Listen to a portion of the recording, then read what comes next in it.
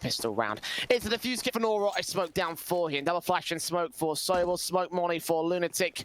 Kevlar for everybody else in play. Default pistols set. Fast players coming in from PACT out here towards the short position. It's Marcos there with a good frag back to trade on towards Goofy. Lunatic and Maniz do find control of the man advantage. A 4 versus 2 scenario. Bomb has crossed Norrot, seen it. Bialy's coming in as support from Connector, but Norrot should get overwhelmed relatively quickly so long as they force the issue. He's waiting and baiting. Gonna get Bialy a chance to frag, but he misses his bullets, and Norrot is left alone. Fast, aggressive, and it's B. PACT goes straight into that B bomb site. They trade out incredibly nicely. Only Goofy's the one that goes down. Some great entry kills. And Nora should get taken out from a swing of a couple of players. It will be Sobel in the end to clean up the round. PACT, that is a very good start on their opponent's map pick on the T side. That was so damn quick. And those Glock kills came out immediately. We saw Kai had a very aggressive stance around the sandbags through short. And as soon as he took contact, he was like, yep, I'm done here now. Well, tech pause to come through early on here. PACT have certainly maintained the man advantage. Maintained the early control here off the back of the pistol. Can they turn a conversion is the question that obviously sits in the back of their minds. You know, obviously being in this position where AVEZ are, you know, the favourites. Having played them earlier on Overpass with a great chance to potentially do this... pull this upset if they can find a way to play around them. But small tech issue again just for the moment. AVEZ having a DC problem, so get back in the server, see if they can figure this out and get us back in with the second round of the match. And Jay, we were running a bit of a predictions thing on Twitter a few days ago where we tried to guess yes, this. everyone of which teams were going to make it out of Group B. Now, I went with AVEZ and... it would have been Level Up. Level Up. Which Level Up didn't come through. They came out through last place. So either way, we're going to be tied up again, aren't we? Because you went with AVEZ and PACT. I mean, here's the thing though, right? Because like, if PACT pull off an upset, then that means that actually I'm going to go ahead of you in the prediction game. Because... no. Because then AVEZ will go down. Exactly. That's what I'm saying. I predicted AVEZ and PACT, therefore... I would get 1 point. Yeah, over I would me. Get 1 point, okay. And you would get none. So that is true. I would take the lead. That is true. Let's go, PACT. Let's go. Come on. Let's get the jerseys out, boys. Well, it does look like we've got a little bit of a disconnect. Bialy's like, nah, I'm forcing in. I'm in a hurry here. Want to get this going?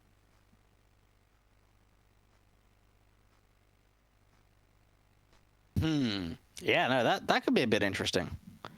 I tell you what, though, like we've had some surprises so far in Malta vibes, like especially in Group A. To see Windstrike going out in last place was a big shocker.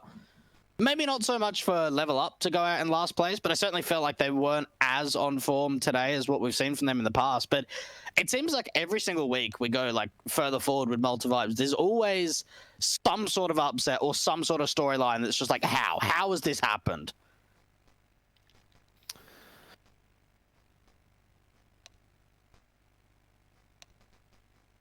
Maybe an upset could also lay on the table here for PACT if they can find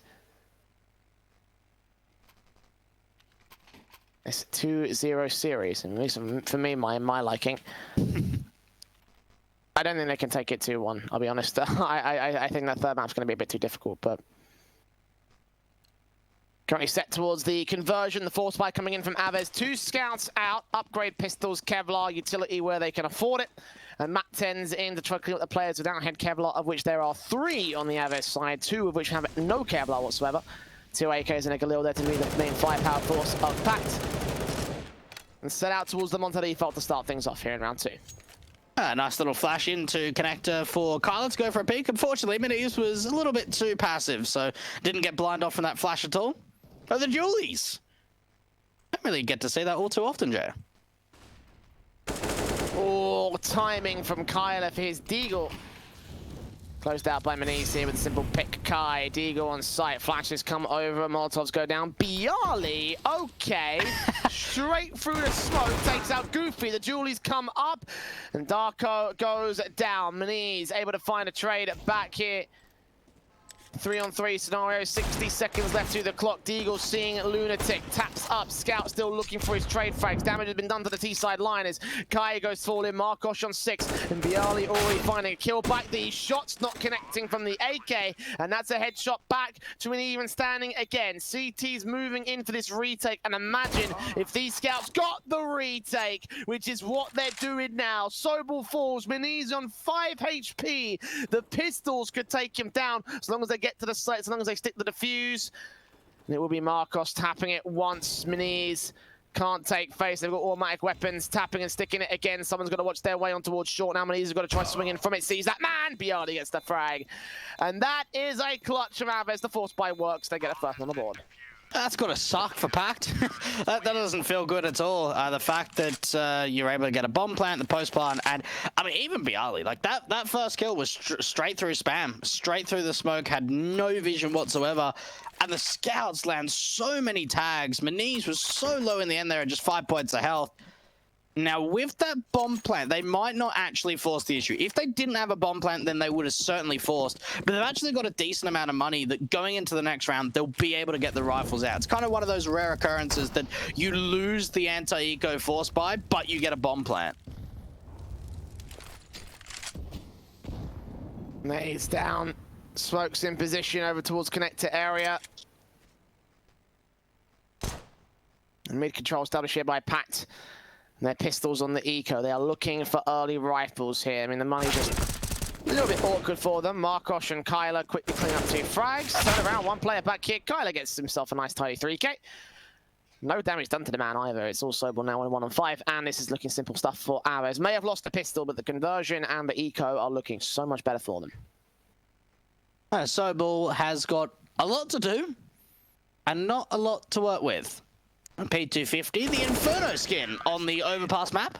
If only we were playing Inferno, Jay. Not yet. Well, it could go there quickly if AVEZ have their way. You never know. Never know.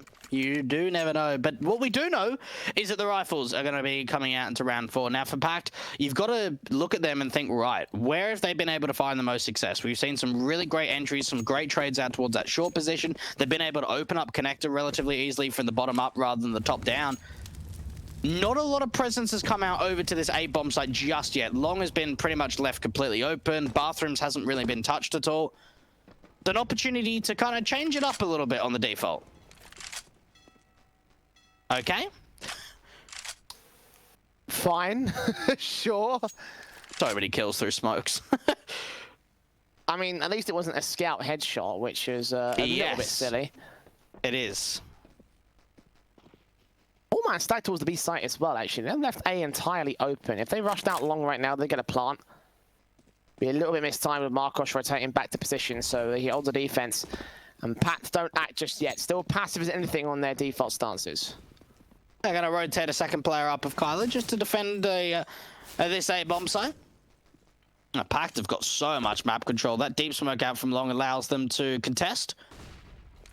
A lot of opportunities at the moment. Now, I don't really see their play in like sort of a fake A and go down to connector to B because they don't have a lurk out through monster or short. They're all grouped up either from long or bathroom, so this should just be a simple A piece. But Bialy's now going to rotate up. There's now going to be 3 players at A. 35 seconds. Flash is over.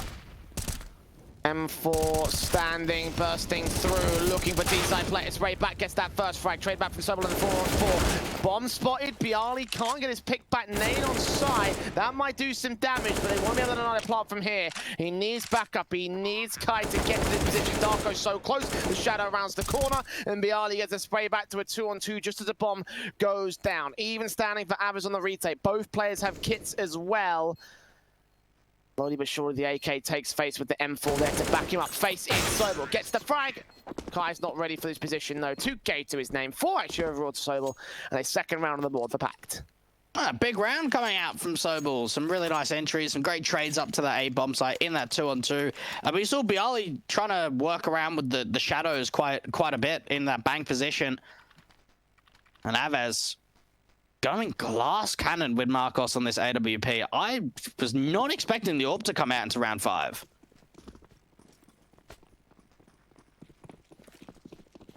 Blast cannon as well for AVEZ. This is a bit of a risk. A lot of lost investment could come through, and you don't even have the armor or the utility to back it up. You've got to land those shots and then rely on your rest of the rifles to come through, and it's like the FAMAS here for Bialy. The best of buys from the CT side, but Bialy still makes it work. Maniz falls. Kai swinging out towards long to see if there's any more T-side presence. There is none. Smoke down towards Connector. We'll feel some more information back for the AVEZ side. Meanwhile, Sobel slowly pushing out a monster. It's all going to rest on Norrod to take him down. I think he's seen him. Sobel's seen him back all the same, so he should get driven out of Toxic. Oh, he's going to fall back. The timing actually works out fantastically for Narod. And now the rotation should come into B. They've got the information, and the T's have pretty much got the cipher. They're going to continue the pressure. Oh, that's a team flash that actually comes up. And the T's, finally, they start to overwhelm. 3-on-3. This is an opportunity for a bomb plant. An opportunity for a retake, though. Still AVEZ stand at evens, but Kai gets forced out by Lunatic, jumping up on top of the sandbags. And the AWP of Markosh held to the graffiti position. Darko sees spray goes awkward. He gets the frag. Lunatic pops up, takes him back down to Markosh. Glass cannon open. This one he's thinking of saving. Out of the dodge and out of the round here. A third to the board of PACT as they started things off pretty confidently against AVEZ. Okay. It seems like we are going to be halted for a little bit. AVEZ buckling under the pressure, it seemed. PACT gave a lot of information away. We saw the opening kill going out for AVEZ. And they had the information. The rotators came in really quickly to that B bomb site. They set themselves up into some really nice positions. But the T's, rather than just playing passive in the post part, look to overextend, look to try and take the fight and get an advantage back. But this could really be PACT building up a bit of a lead on this T side because the economy, well, it's in troubles for the AVEZ side.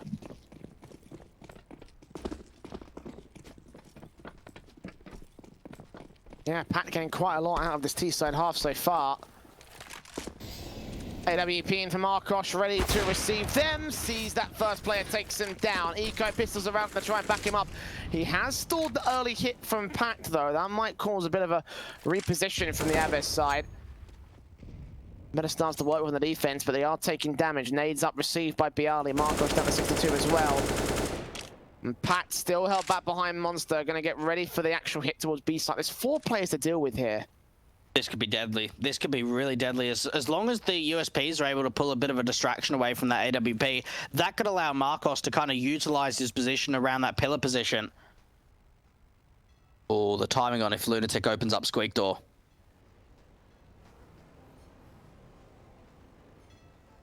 Orps. Kyler. Oh, they know. Ready to shut it down. They now know what's going on. Flashbangs towards Connector, but with their short control coming in from AVEZ, they should know that this is going to be an execution towards the B-bomb site. P250 moving in, 2 players to spot. Is he going to prematurely fire? He'll see 2 popping out. Taps up, does the damage. 1 player too close towards him.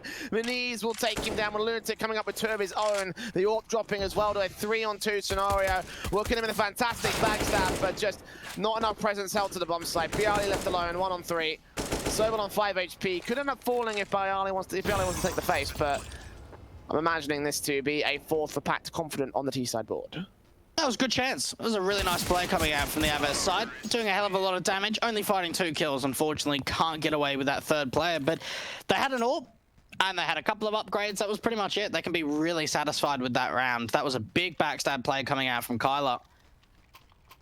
No money for the AWP, though, going into round 7 means that it's just going to be M4s. There's not even a single kit, so AVEZ have got to go into this round with the mentality of, right, if, you know, like, to win this, we need to make sure that we're shutting it down and not letting them get side control, because really, that's where PACT have come into their own, is it's once those executions come through.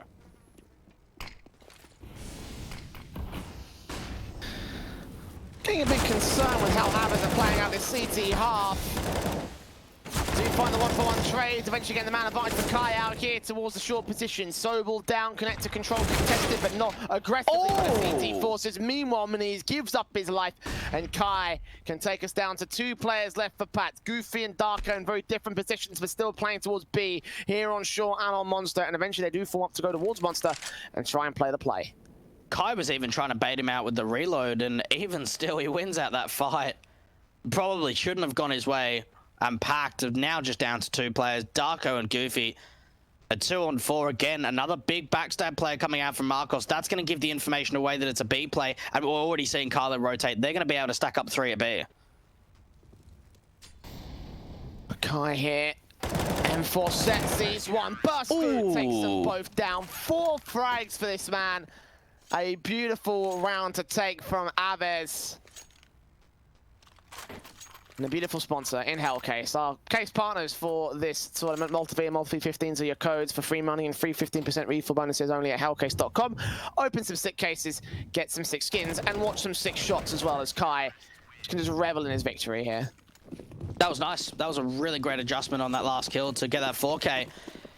Very strong round indeed coming out from AVEZ. And I'm kind of looking at the CT defense at the moment. Yeah, it's very chaotic to start the round off, but they're getting a lot of backstab plays. And this has certainly got to be something in mind from PACT, is we just keep getting flanked. We can't let this happen. Smokes on, Norok, Goofy, trading back and forth, 4-on-4. PACT going for a very early hit. Kai flashing over, nades up to the site, might do some damage actually. He swings on Lunatic, takes him down, sees the second player on the site. Sobel spraying through, doing damage, but Kyla drops that bomb. Goofy to fall next. The Minis with a MAC 10 and a 1 versus 3. AVEZ will hold confident this time to take us back to evens and shut down the T side. Well, that was quick.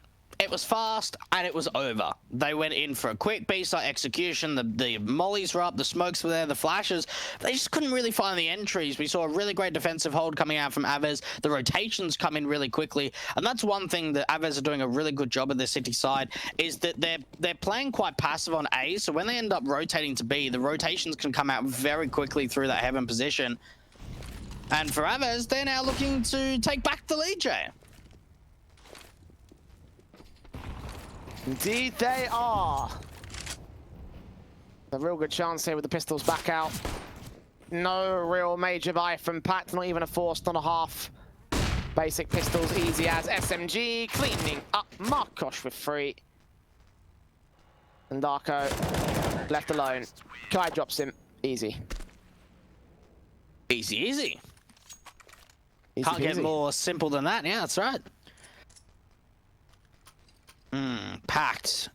Just trying to think what I want to sort of like see from them differently to be able to find an opening pick, because it sort of seems like for PACT it's normally the executions where they come into their own. We haven't really seen a lot of fake tactics. Now Overpass is one of those maps where it's kind of difficult to fake because it's so far away, the bomb sites from one another, that it's very difficult to kind of progress with that fake and then sort of help your teammates as well. And it means you've got to certainly be taking connector control if you want to fake. But I just want to see a little bit more lurking coming out from PACT. It seems like they're grouped together a lot on this T side. I do love how the AWP defaults in the heaven position are just you know, commonly checking out the 4-man boost position because it's so commonly used now by T sides. Yeah. It's just like, right, shut this down. Let's not let this go too much further than here. It is kind of crazy that teams have found so many different ways to counter that boost.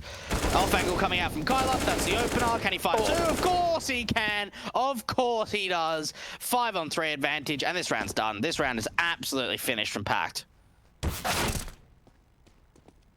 Sobel down. Darko and Minis. 2 players left. 1 player left.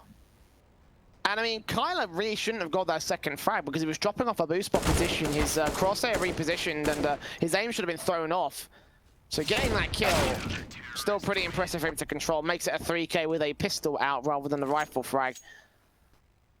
6 on the board of the CT cap. Equalizing in against PACT and forcing them back to pistols for another round. I've got a bit of an interesting stat line, Jay. The best of 1 between these 2 teams, you know, a few hours ago. When 16-7 in favor of AVEZ, it was a 12-3 half, and AVEZ started T side. So you've got to think, if AVEZ put up a 12-3 half on T, and they're on CT, PACT have got to be thinking, right, okay, we're going to hit the CT, then we're going to have to hit the T. Because it's only going to get more difficult for them. I mean, they were doing a pretty decent job of, like, you know, contesting so far. They've got as many rounds here. They've got as many rounds here on this T side as they were able to make happen over on the T side of the last map. So any further than this, it could be a positive sign. But ideally, they need to get a half win here on this T side. Else, this CT half is just going to spiral out of control for them. For now, it's pistols in. They haven't got much of a chance to contest here in this round. Nades on. Doesn't do as much damage as I thought it would. Player pops out. Kyler gets 3 headshots. That's easy. Goofy can take him back, but M4 swinging in. AWP still scoped in, ready to receive it. He is low. Bialy there alongside Marcos to clean up the frags. Kyler, credit to him. Very well placed from the AK. Tell you what, he's really been showing up today, and out of anyone on this AVEZ side, he's not normally a player that sort of I would talk about too much. He's normally one of those players that's normally pretty average, you know, sometimes have some big games every now and then, but he's been very impressive in that last best of 3, carrying over into this best of 3. We've seen a lot from Kyler, a big clutcher, big man. And now PACT are taking a tactical pause, thinking, okay, we're probably thinking the same as what these bloody casters are thinking. We need to win out the half.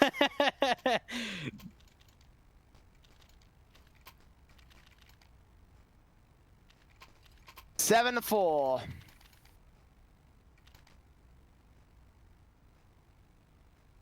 And now's their opportunity to start spiraling barrels back in here. PACT will need to win this rifle, will need to convert it off the back of that. And obviously that's the main issue.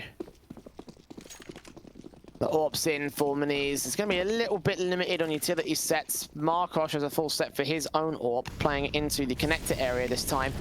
Straight towards short. No, look for that first player there. Firing away, the Molotov will force him back, so we can't maintain all that control. Quick short plays coming in. Lunatic can find the first player. He sees him, but doesn't get the kill, does not get a tag either. A bit of aggression coming out for the T's to gain some early map control. AVEZ. It looked like Kai actually wants to overextend. Maybe a pop flash to get them in to see if they can overextend. That flashbang is actually awful. They are just blind by the team flashes. That is not what you want to do in a setup like that. I think an earlier team flash there as well from AVEZ. Yeah. Like when one of the executions where a player went down towards water, something along those lines. I think so, yeah. That was not a fun time, and that's not fun either from Lunatic getting Nora. Up here for Marcos, dealt with by Maniz. 5-on-2 scenario. M4 held back. Kyler is left alone. 1-on-5. He finds the first pick, but needs to get himself an ace clutch if he wants to even hold on to this. The bomb can make his way out towards the A side if it rotates back through short. It's actually going to continue to commit here towards the B side. But even if Darko goes down, the trade potential is so high here for the T's. And indeed, Darko gets Kyler. And that's 5 to the board of PACT. And it seemed like as soon as they lost the opening pick, they would just making unnecessary duels to try and bring it back into a 4-on-4. We see the boost coming up, and a lot of the time you don't really want to boost a player up in that position after the T's have established short control, because 99% of the time they're just going to be watching, and that's exactly what happens. We see the T's just watching for the play, and from there they just feed them kills. AVEZ. Ooh, are they watching the boost this time around? No, they're not. Actually, maybe they are. Oh, M4's held back passive. They're expecting the boost to come through. Will he pop out? Will the AWP be allowed the kill? Oof. It's all up to timing. Did he see the utility coming out? He might have just done. He might wait for the 1 minute 20-second mark before they break this up, and yeah, they're going to go. Well, that's unfortunate. But look at the CT side. They're going to get aggressive towards the short position and try to see if they can deny any map control from PACT. That's one of the biggest things. When you go for that tower, it means that you can't take early map control, and that's allowed AVEZ to take short presence. They've got a player out towards Con. They've got an AWP and Marcos through party that can overextend to get the info, but now it's the rush B. Here comes the execution. Nades up, Sobel low, Goofy low, Sobel dead. 5-on-4 with the M4 here. Kai looking for an angle at the left-hand side of the smoke. Makes his way through that smoke. He completely blind off the T-side forces. He gets the kill before falling out and does go down at the end. 3 versus 2 with Goofy spotted. Bomb being dropped and it's all to Maniz. 1v3. Orb held back. This will be an 8th for AVEZ. What is Kai even doing? Like, just pushing through the smoke like that. A play that I suppose the T's didn't really expect, especially when the amount of flashes came through. Maniz has got so much work to do. 1-on-3, it's not going to be possible. What a shutdown coming out from AVEZ. And PACT, well, they ran into the meat grinder a bit. Yeah, they really did. I mean, Stack came through. And again, the aggression towards short kind of like just got the info out. They had aggression towards long and everything in the birthday party area. There was Marcos. Yeah. Who was waiting for anyone to pop out, and nobody was there. You know, no footstep, no vision, no contact, no nothing. So With the short control coming in, they probably could have realized it's a 4-man boost. So we'll just leave that one player back here in the birthday party area. They're going to go for the 4-man boost again. Okay. Are they going to read it again this time? Or again, they're going to play out of long, and the orb will get down Bialy this time. So that opens things up. They now know what's going on here. That they continue to push aggressive. Yes, Kai does. But the one moment Bialy pops out of the heaven entrance is the one time he goes down. You've just got to think, right? If you're a city side, just don't ever peek heaven until like 110 or like 120. Because anytime you peek, you're just instantly dead. And the tower came out twice in a row. First time not quite successful, second time very successful. And bathroom smoke coming out for the T's to get some control. But Kai, man, he's doing so much work. He brings that back into a 4-on-4, and all the map control that PACT have now found, it's pretty much been gone now.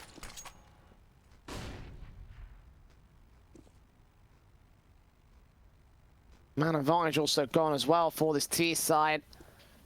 Or at Toxic. Eyes on with the M4, Goofy, Sobel, Maniz pushing forward, flashbangs, Kai. All face the CT side, damage being done, the spray binding up, doing a ton worth here. Kai only gets one frag for it, Norman's got no smoke, he's got a swing, get a kill, almost transfers it to the next, but Goofy barely stays alive, barely avoids the spray. Bomb picked up, Marcos swings in, Darko goes down, and Secure Bone plant, no they don't. Kyle is spraying through the smoke, gets that final kill, gets the 9th for AVEZ. They would have really liked a bomb plant there because you've got a few players on this PACT side that don't have a mass amount of money. That's Maniz and Goofy. Even Sobel into the mix. They will be able to get a buy together though. Get a little up for Sobel. They won't have an AWP to work with. It's actually going to even be a Deagle up for Maniz, so not even a Mach 10 or something. AVEZ, they've got the potential of getting to double digits at the end of the half. Rush B. No. It's not quite as quick as I thought it would be. It looked like it was. That allows the M4 Nora to swing. We see what's going on here. Kyler taking damage here in connector though.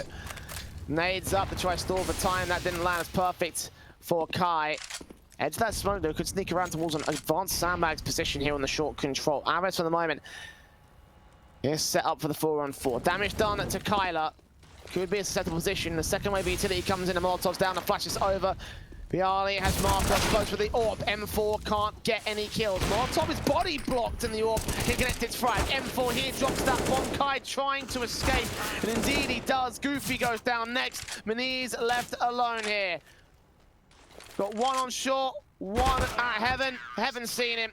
2K for Kyler. That's 10 for AVEZ. And we spoke about the PACT side needing to get off to a strong start, a lead at the end of the half. That was not the case at all.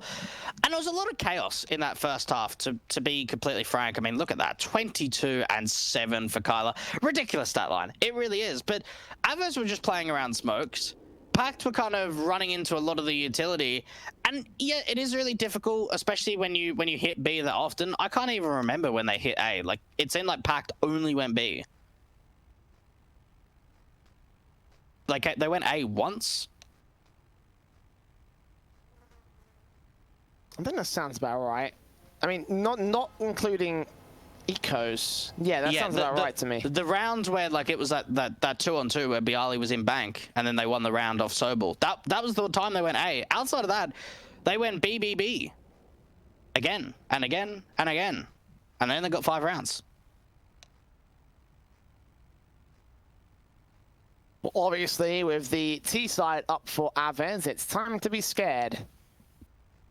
Again, to remind you of the stat line that Twig just talked about, it was a 12-3 half for AVEZ on T side.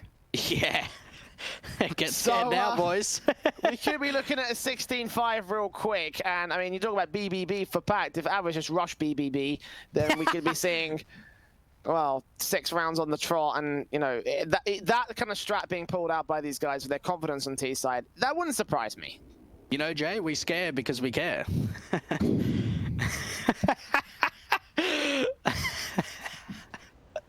Just got to that time of night. Sorry, boys. I plead the fifth. Well, you've got a thing for AVEZ, right? They're looking at this thinking, okay, look, we got off to a really sensational CT side. We did really well. Kyler had like a massive, massive half. let's just close it out really easily. And not get too cocky about it. You know, let's win convincingly. But they've set themselves up just beautifully to get into that second half.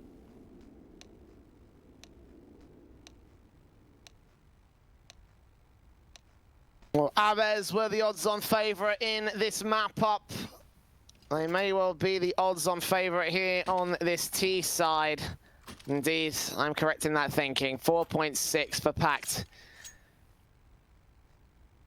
And that's fair enough for me. Like, this should not be a good time for them. As the T side gets started for AVEZ, utility for Norot, smoke and flash. I'm imagining he dropped a pistol off to somebody to play raid boss. Yes, Kai's got the P250 in play. Out to the mid control, out of T-Con, tapping up, not getting any frags. He's getting information though as AVEZ set themselves up to the B site. He's just trying to see if he can sell a bit of a fake, see if he can pull any rotations over to A. And for the most part, it was a B gamble. And now there is still 3 players. There's still a bit of a stack over at this B bomb site, but Kai's just seeing if he can maybe get a pick, see if he can bring anyone over. Wow, he just gets gooshed out to 2 HP pretty much immediately. Drawing presence over though, and they'll hear that P250, think the raid boss is over there, so therefore it must be an A play, correct? Well, it's all a ruse, all alert. 3 players still here towards the B side though, and Darko clean house, dropped the bomb, Norot left alone, and Kai, last player standing on 2 HP. He should be a dead man. He gets 1 frag out for it, but this clutch with Beniz coming into the backstab should be impossible. And well, all right, that's a confident pistol. That's a way in for PACT. Oh, they're hungry. It's feeding time. What a pistol. They were able to get some really nice kills. Some USP shots were very, very crisp. And no bomb plant, not a lot of kills. AVEZ cannot force going into round 17. And for PACT, just play with confidence. Get those MP9s up close and personal. See if you can farm up the money. They'll know they won't be up against a force buy with no bomb plant out. So an opportunity for PACT to start to close the distance now, Jay.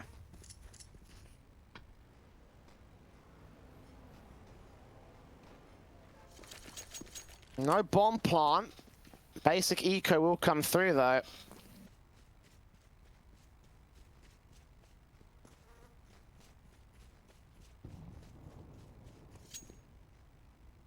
Yeah, bomb plant out of this round, that'd be fantastic, I think, for AVEZ. The bonus money for the rifle round coming up in round 18, which is what they're focused on here. Got Goofy and we've got Maniz held out to the bathrooms area. One of the M4s. Another one set back towards Graffiti on the boost. AVEZ slowly leaning in towards this A site connection. 2 players on long in particular. Walking for the timing. And Kai drops first.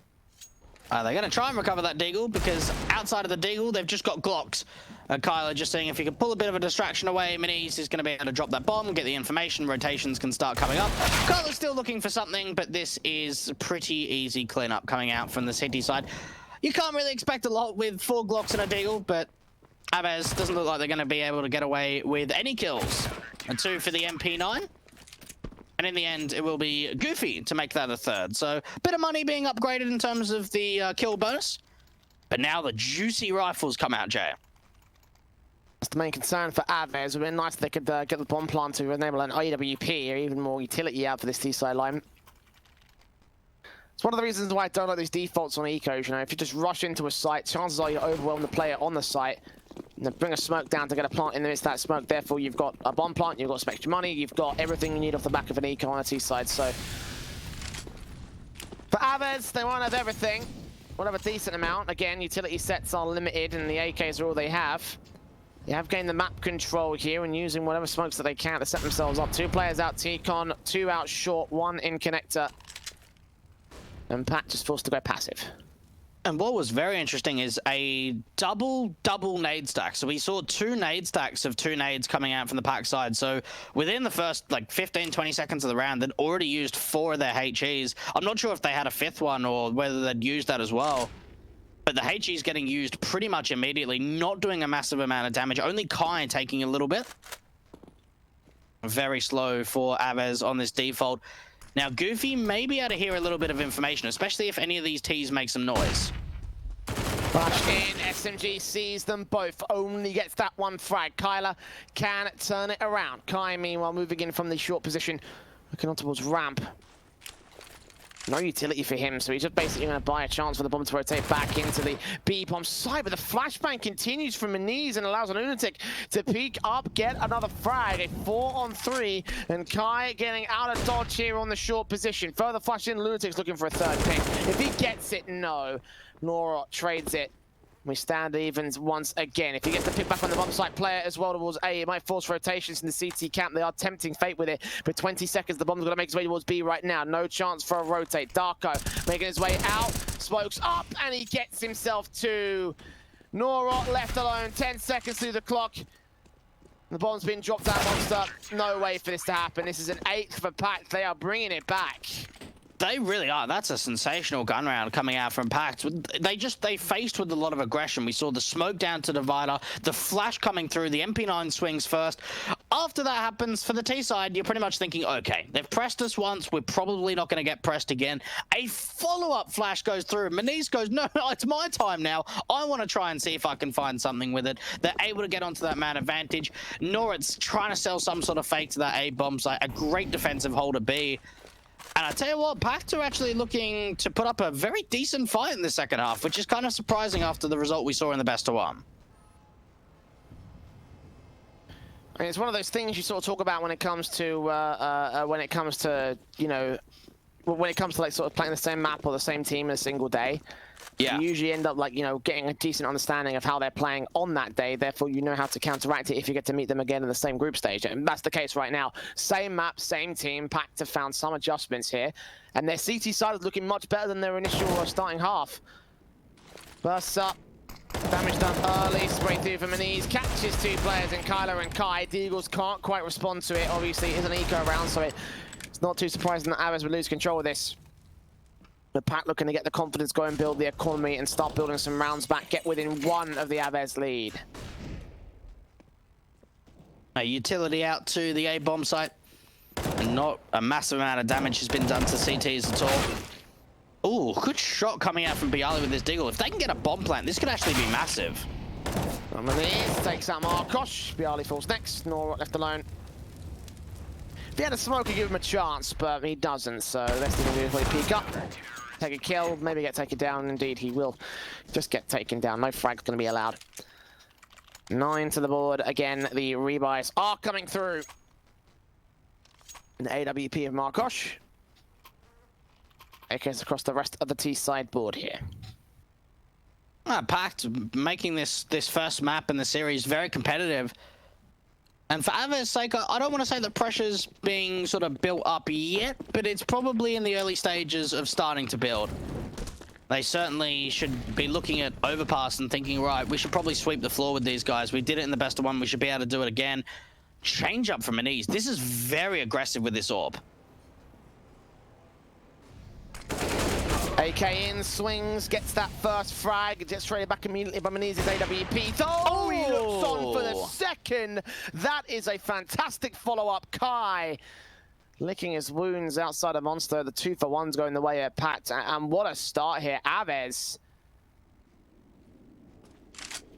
being stunned out of this T-side half, it seems.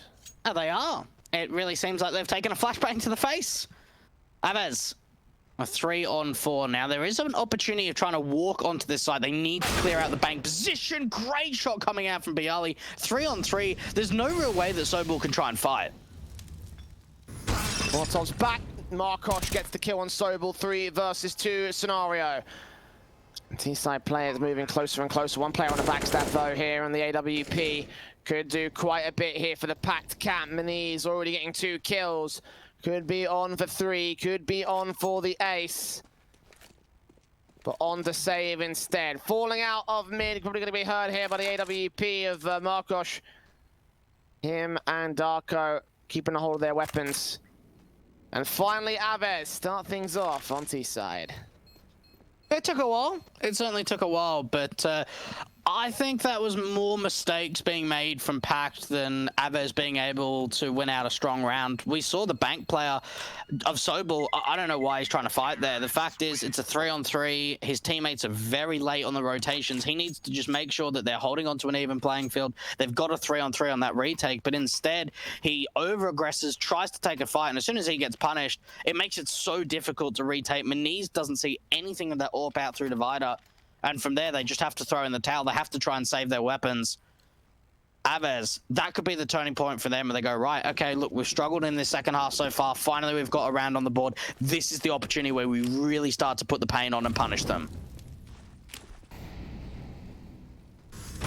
Incendiary set, and this time Markosh in a better position than Maniz. Better spawn, taking the frag down towards Connector. AWP drops out of CT favor. Kai is tagged up heavily on the top of the nade, but Kyler is the man to get the kill on Darko. Wallbang headshot found of the 5 versus 3. Swing out from Goofy to find the man. The M4 so will burst through as well. So 2 for 2s all in all. PACT doing a great job of contesting that nade, though. Should take this man down. Ooh. Indeed it does. Goofy just catching, Normal just catching Goofy, I should say. The 3-on-2 scenario, the bomber attacking back towards A. The B side has been stacked up by the last 2 players. That's a massive nade. That is such a big nade. Giving the advantage, and PACT are going to aggress again. Sobel's going to go right. I haven't seen anything. We need to rotate up to A. Their rotations are so slow, though. Okay, they know now. Backstab. Expecting something to come through there towards that short position of the monster area, but now they shut down the 1-man. It's a 2-on-2. The AWP shot misses. Sobel can't connect the frag. He does in the end, and it's all Bialy clutching many a great situation, but the timing was so off for AVEZ. The AWP dropping off flower pot at the wrong moment, and PACT. Sobel actually 4 kills to his name, saving the round for the CT side. Well, I don't know about that. That's just hugely miscommunicated there. Now, we see Bialy around triple, and then the teammate of Marcos is trying to take an aggressive fight to cut off any of the rotations from Con. In a situation like that, when you're in a 2-on-2, you need to make a decision. Right, we're either playing passive in the side, or we're trying to hunt, and we're trying to force the issue. Both players seem like they were in a completely different mind. Marcos aggressive, Bialy not. As soon as Marcos goes down, Bialy just gets timing, looking the wrong way at the wrong time. PACT, what a retake to win.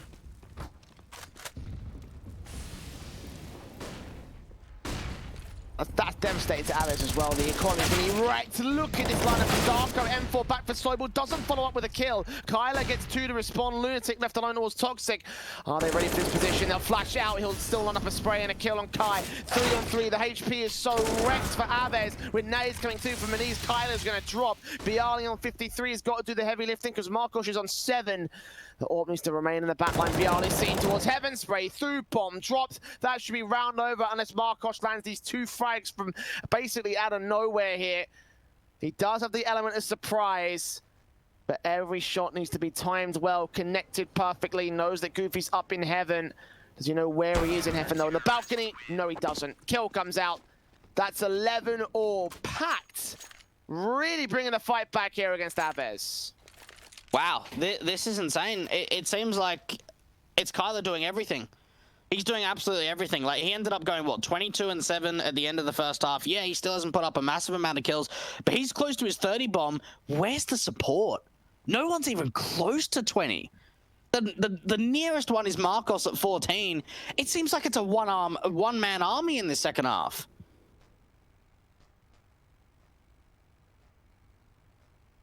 Tac pause getting called because I think they realise that this is just unacceptable performance here. A single round on this T side when they previously scored 12 against PACT. About 5 hours ago. Like, if it was maybe a month ago or maybe a week, you could say, okay, you know, maybe things have changed. 5 hours ago, Jay.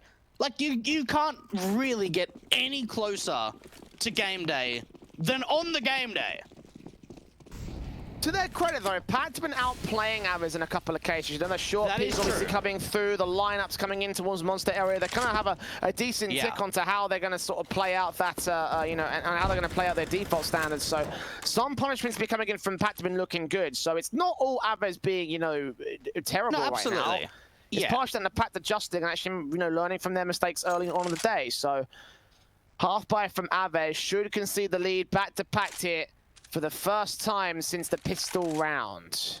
No, you're absolutely right. You know, you certainly got to give credit to both, or sort of to the PACT side, because they've actually been playing really well in this second half. And they would have had a little bit of a moment, considering that they had a 2-0 victory, so they would have had about an hour to sort of prepare or get ready for this matchup, and they've come in with a fresh mindset, a fresh attitude. And it looks like it's only going to continue from here. A fake coming out to that long position is going to keep Maniz at bay, but it's looking like to be a B play. There's still a couple of players at this B bomb site. Orb shot missed. Player falls back. Lunatic and Darko. Flashes in. M4 dots. Kyler and Kai fall down quick. Get a bomb plant out of this round. It's the best bet for them here on this T-side line. Markosh tempting to move forward. Here's a gap in that smoke for Sobel to work with at the end of the bridge. Plant secure in the midst of the smoke. Goofy as Bialy. They don't quite land it. Norrot finds one pick, but Lunatic's there close to try and deal with him. And there you go. PACT. Their first lead above AVEZ. It's the opening pistol round of the map up. And AVEZ have seemingly disappeared, it seems. Yeah, I think the pistol and then maybe some of the round conversions, because I think they went up like 3-2 or something. Like, it wasn't a lot. It was never a big lead, whenever it was. So now going to the fact that we're seeing them 12-11 up, they're looking really strong, and they've got at least a single AK on that city side. They probably would have liked to have a little bit more. Maybe if they can close out this round, they can survive some and keep some into the next. But you've got to think for AVEZ, like, just put some rounds up on the board, get some confidence back, and it's going to be quite a challenge out from long. There's 2 CTs here for PACT.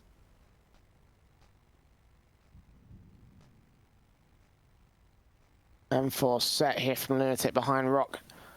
Off run boosted, straight through, gets that first. I thought he connected that shot. So was behind tree. No way that should have landed. Unfortunately, it didn't. Plenty of backup to save him for making that mistake. A 5-on-3 advantage gained by PACT already. AVEZ trying to pull every trick out of the book, but it's still getting shut down. Slow faces from Kai. Darko here towards the default box, seeing his play towards water, gets that kill. And what can you do? What do you do if you're AVEZ? Open up console and probably press disconnect. Like, I don't know. I would just... this is atrocious. Thanks for that remark, GG. Yeah, yeah, call the forfeit. No, honestly, this is getting ridiculous now. I don't want to take too much credit away from PACT, but like, AVEZ just not showing up at all on this T side. They're getting simply outclassed, they're getting out-aimed. They're getting out-fragged. Not a single kill goes through on a gun round. No bomb plants, so no real sort of way to invest back in. They can, it won't be great. PACT, it's unbelievable to think that they're in this kind of position where, looking at 13-11 and looking at their presence in the second half, even the players have got to start believing that we can actually win our opponent's map pick.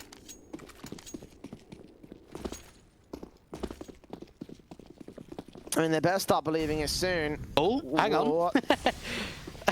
Okay. Hang on a minute. I'm glad the observer caught that, because I certainly didn't see it. Well, he would have caught it at some point in the round, yeah. But if AVEZ don't rotate back and pick up that bomb, then that might be a problem. I don't think it'll be much of a problem, though, considering they've got pistols versus rifles, and Darko's already found the first kill. Goofy is ready towards mid for even more control. There's Deagles coming up close. They're going to check this corner. No, they won't.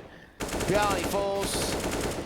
Kyler, close to falling.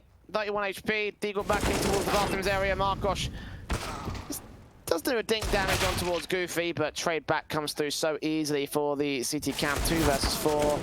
1 versus 4 now. 14.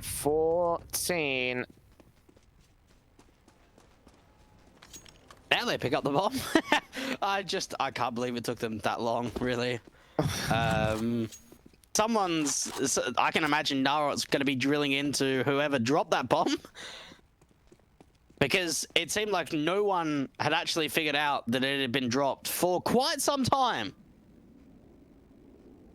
We don't like to see that. I mean, PACT do. Well, yeah, that is true. They won't know that, though. Well, they certainly will know that this round is basically won here. 25 seconds, pistol being dropped. Kyler's definitely giving the information up towards Darko, who swings in, takes him down. Screw your scout. AK's in. PACT 14-11. And AVEZ have just been completely dismantled here in the second half. The final rifle round here before we go to map point. And imagine it, PACT winning overpass, winning the map they lost against AVEZ at 16-7 earlier today, wasn't it? Yeah. Winning the best map in the pool for AVEZ. Like, what universe have we entered here? Yeah, a universe that we don't see very often. And PACT have shown that they've got the goods to create an upset in this first map of the best of 3.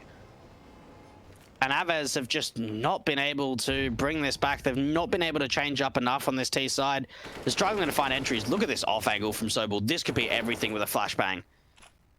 Now setting up a flash to come into it here. Smokes back down, so we're ready for face up. Turns away. Oh, he flicks back, gets a double. Should not have been allowed the first kill, let alone the second. Darko will burn. Bombs in full CT control, but Bialy comes back with 2 frags. Chance available for AVEZ to recover this scenario. 3 on 3. Lunatic here to the water position. Got Goofy behind him to back him up here towards Graffiti. And it slows down for AVEZ. They might consider a rotation with connector control established. How do they play this one out? Looks to go back in towards the B site, it seems. Being very slow about the facing up here, though. Or Marcos, he's trying to see if he can catch off the Graffiti player. It all just comes down to an angle of a timing. Great flashbang to come out. And Kai's been spotted out. Oh, he's so low. Wraparound's coming in from Connect to keep your eyes on Menina's AWP. Sprays back, damage done. Lunatic on 7 points of health here towards the ramp area. Goofy and Lunatic 4. Orc back in, sees them all, but goes down the same. AVEZ finally get their 12th on the T side. That took far, far too long, though. Oh, I'll tell you what, Bialy actually brought that round back. The fact that he's able to, first of all, recover that bomb, get a couple of kills, and it's going to be PACT to take the timeout. They've got a hell of a lot of money to work with, but at the same time, they don't really want to just destroy their economy. They want to maintain a strong bank. And they're going to say, okay, like, that was a good round from AVEZ. We had a 3-on-3. We actually had a 5-on-3 before Bialy was able to bring it back. So maybe that's what is sort of being spoken about at the moment, is that, guys, like, we had a really big advantage there, and we maybe just got a little bit overzealous to sort of end out that round too quickly. On 2 to the board here.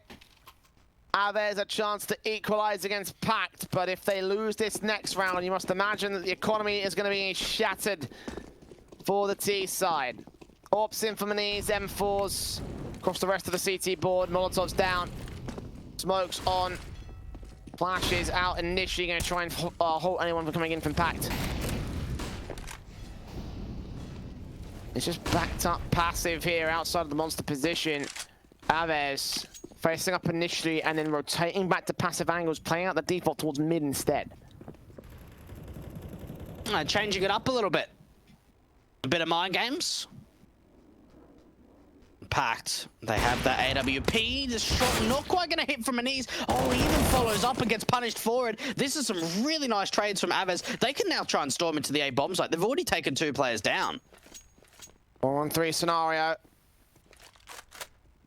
Lunatic with the M4 standing by outside a bank, making his way out of the bank entrance here towards APC. Got the cross lock towards the truck position.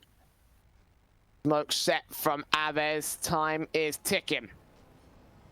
45 seconds to that clock. Smoke at the ready. Going to allow a chance for Norrot to start the entries. Smokes down, dumpster and bank. Lunatic siphoned off from the site. It's Darko behind truck though.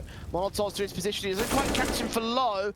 Norrot gets that kill. 2 left standing, 1 left standing in Sobel, and he's left to save. AVEZ, where have you been all half?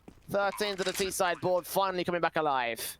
Yeah, they are, and it's a much needed turning point. Now I'm looking at the money for PACT and I'm thinking, right, 1 player staying alive. Sobel can drop a weapon over to Menina's. Probably, no, he should be able to drop over an AWP, actually.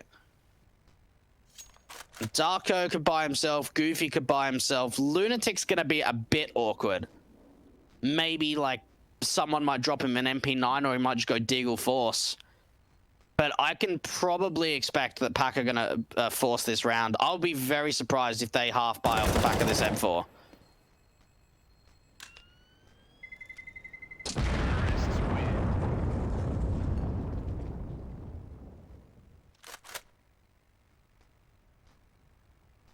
1 round is the difference now between AVEZ and PACT.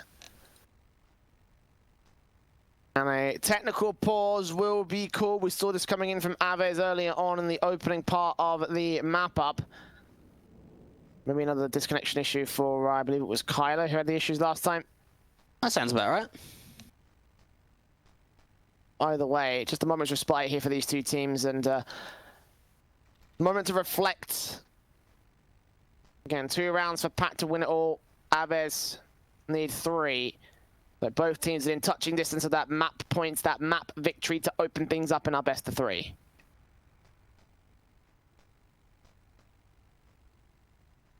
Can they do it, though? That's the thing. Like, for the AVEZ sake, you've got to think that, yeah, they've been able to put up some decent rounds in a row, but to get that hurdle and to get over the line is going to be difficult considering how strong this second half has been for PACT. How much momentum they've got too.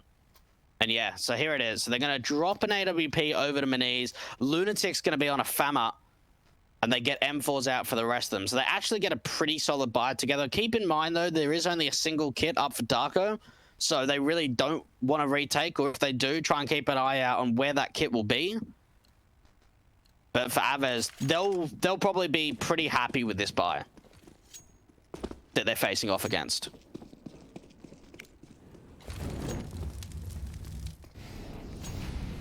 Molotov's down.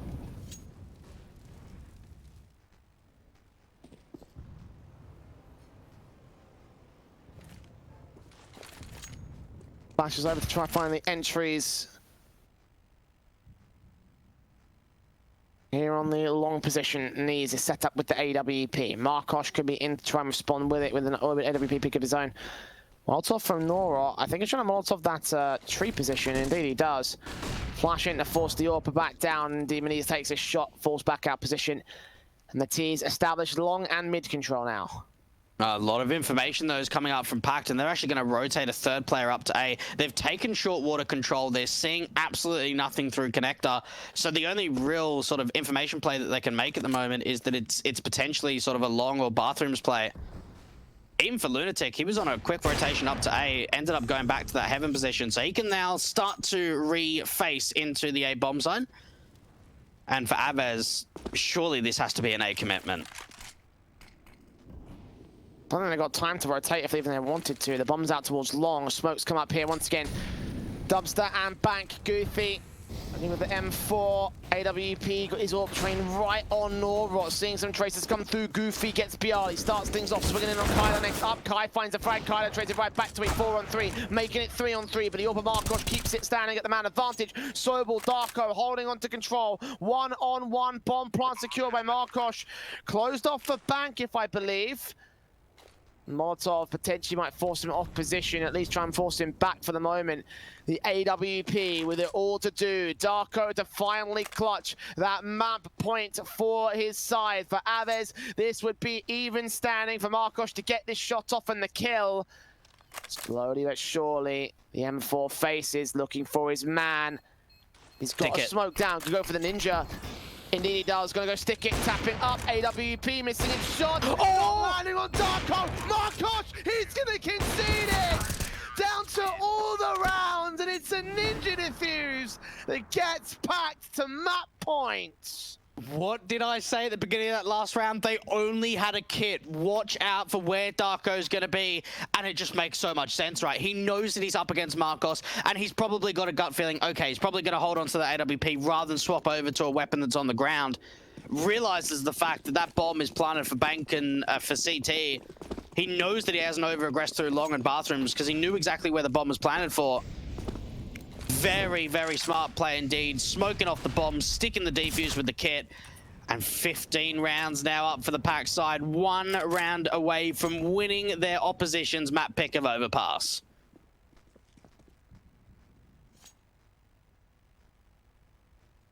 (15-13). 2 rounds to overtime for AVEZ.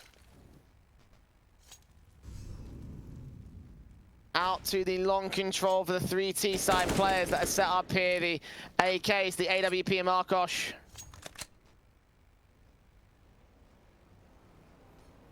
And everything resting in this next round for AVEZ.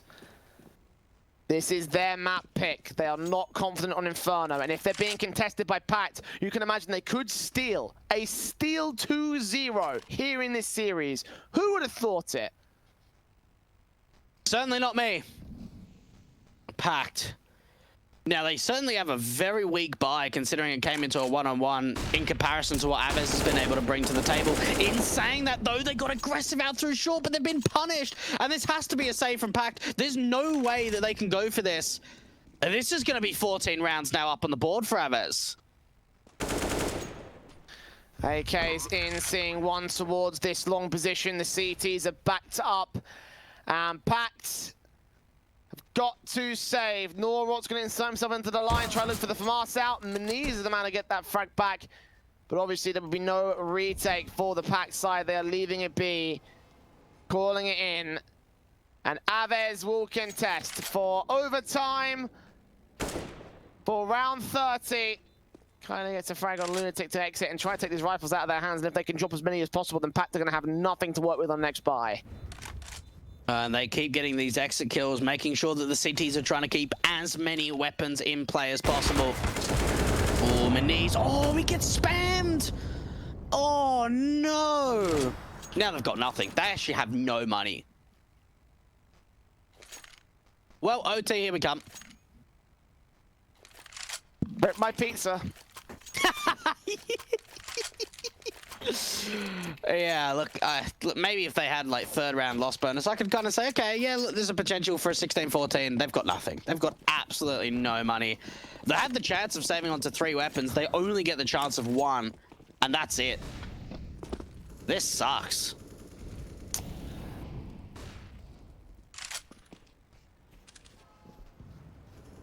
Deagle set, AK on Goofy.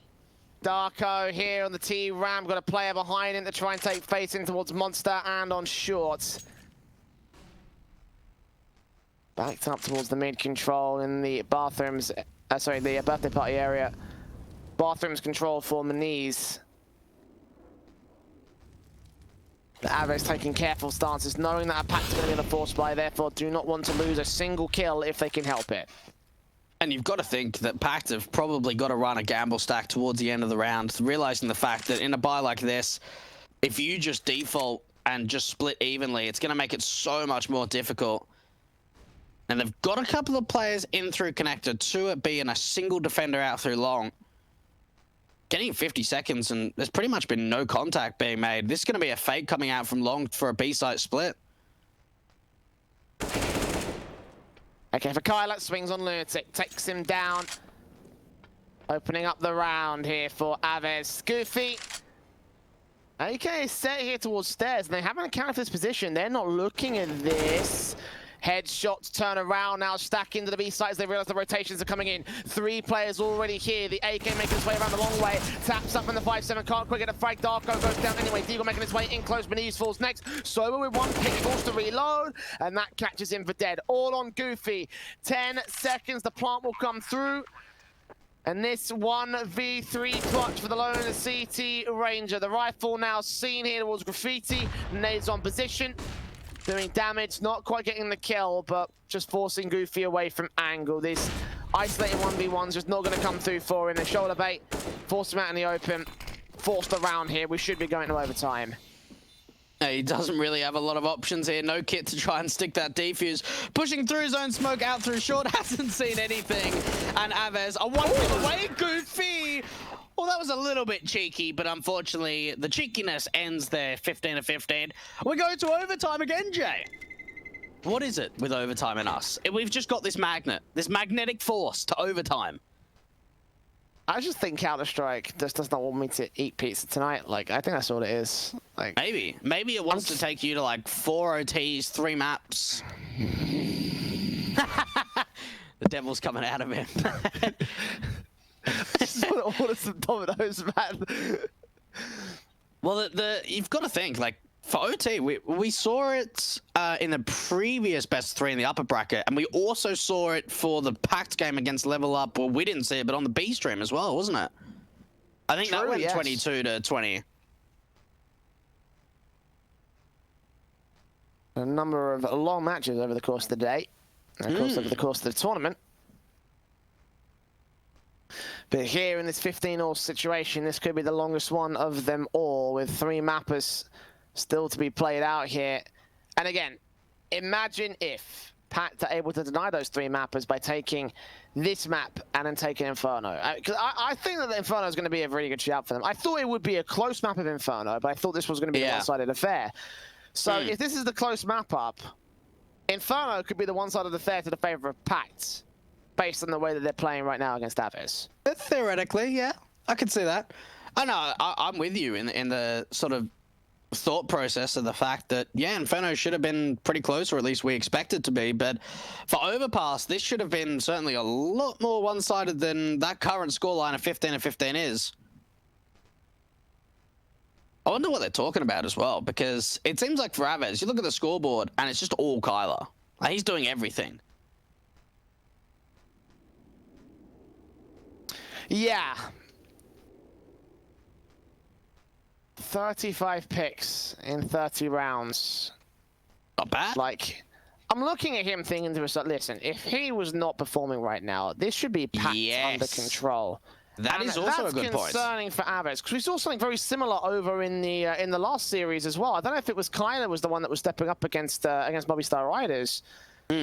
But we saw a similar situation where it was like there was one player that was doing incredible numbers, posting up some ridiculous frag counts, and everybody else was like, oh, sub 20. It's like, well, what's going on there with the AVEZ camp? That's a good point. Yeah, let's have a quick gaze, actually, because I know he posted up some like pretty insane numbers. Yeah, he went positive 20 in that series against Movistar. So put up some really big kills. Inferno was the one I think you were thinking of. He put up 36 kills, I should say, where everyone else went negative with 20 kills or lower in that first map where they lost it in OT.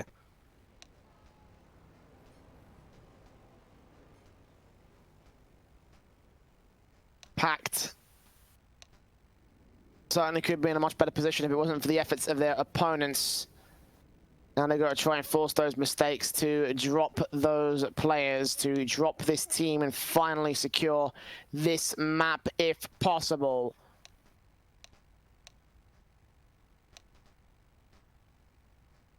Hearing text thinking that there might end up being an unpause being called. I'm not really sure, but either way.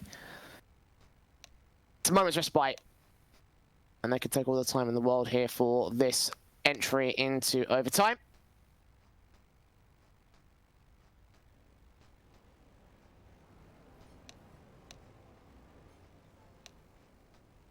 But yeah, all eyes on Kyler to really be the performer here for AVEZ, and I'm imagining that he's going to continue this form into the overtime.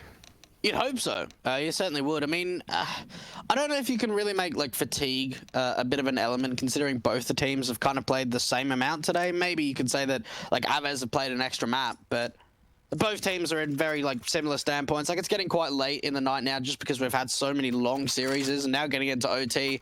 It's really got to come down to, you know, who's feeling the freshest, who's feeling mentally the strongest.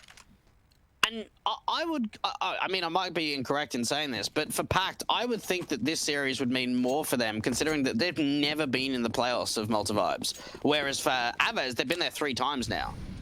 But I mean, for AVEZ of their own right, and the fact that they went the furthest they've ever gone in the last, you know, in the last week of Malta Vibes, obviously, it's something that they really want to focus on, and the fact that they want to go even further.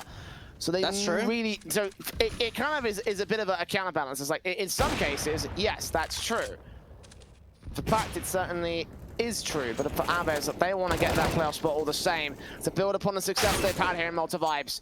2-for-1 trades here on T-Stud as they wake up and finally secure a man advantage going into the A-site play. 4-on-3 situation. Lunatic's going to try and suppress them for now. It's a ruse. It is not a commitment with all that utility. And I tell you what, for Kai, if he just walks out from Monster right now, he's going to have an open bomb site. Unfortunately, he doesn't quite have that information. And for PACT, they rotated completely off of B, and they go, hang on a minute, we actually haven't seen anything more, so let's rotate 2 players back and just leave a Lunatic on A. AVEZ have got a lot of opportunities because they've got a lurker at A, a lurker at B, and 2 players in connector. I think they're just waiting to sort of see who's going to get more information and who's going to find a bit more of an opening opportunity. 35 seconds, Bialy leaning in with the AK around in this corner. One player out truck, that's Lunatic with that frag. 3-on-3 scenario. T-side players making their way in towards the B side. There's only one player here towards Graffiti. Second player still on the way back out. Smokes in, gonna try hold them off. Kai gets Sobel. M4 swings in, drops that bomb at the perfect moment in the perfect position as well. It is back behind the smoke though, so Kai can pick it up, get a plant opportunity. For a retake now, it's Lunatic swinging against Marcos. Kai left alone, sees one dropping, knows that there's one out towards the ramp area, gets that trade back onto a 3K. So is Lunatic, but Kai wins the fight and wins the round for AVEZ. I tell you what, we haven't really seen a massive amount of clutches coming out from AVEZ in this series so far. We saw a lot against Movistar Riders. That's a huge 1-on-2 coming out from Kai. And things looked really awkward there for the AVEZ side. They were both trying to have sort of like a lurk player A and B to get a bit of information. Bialy gets taken down. They go into B, but it really came down to Kai to clutch out in a massive way.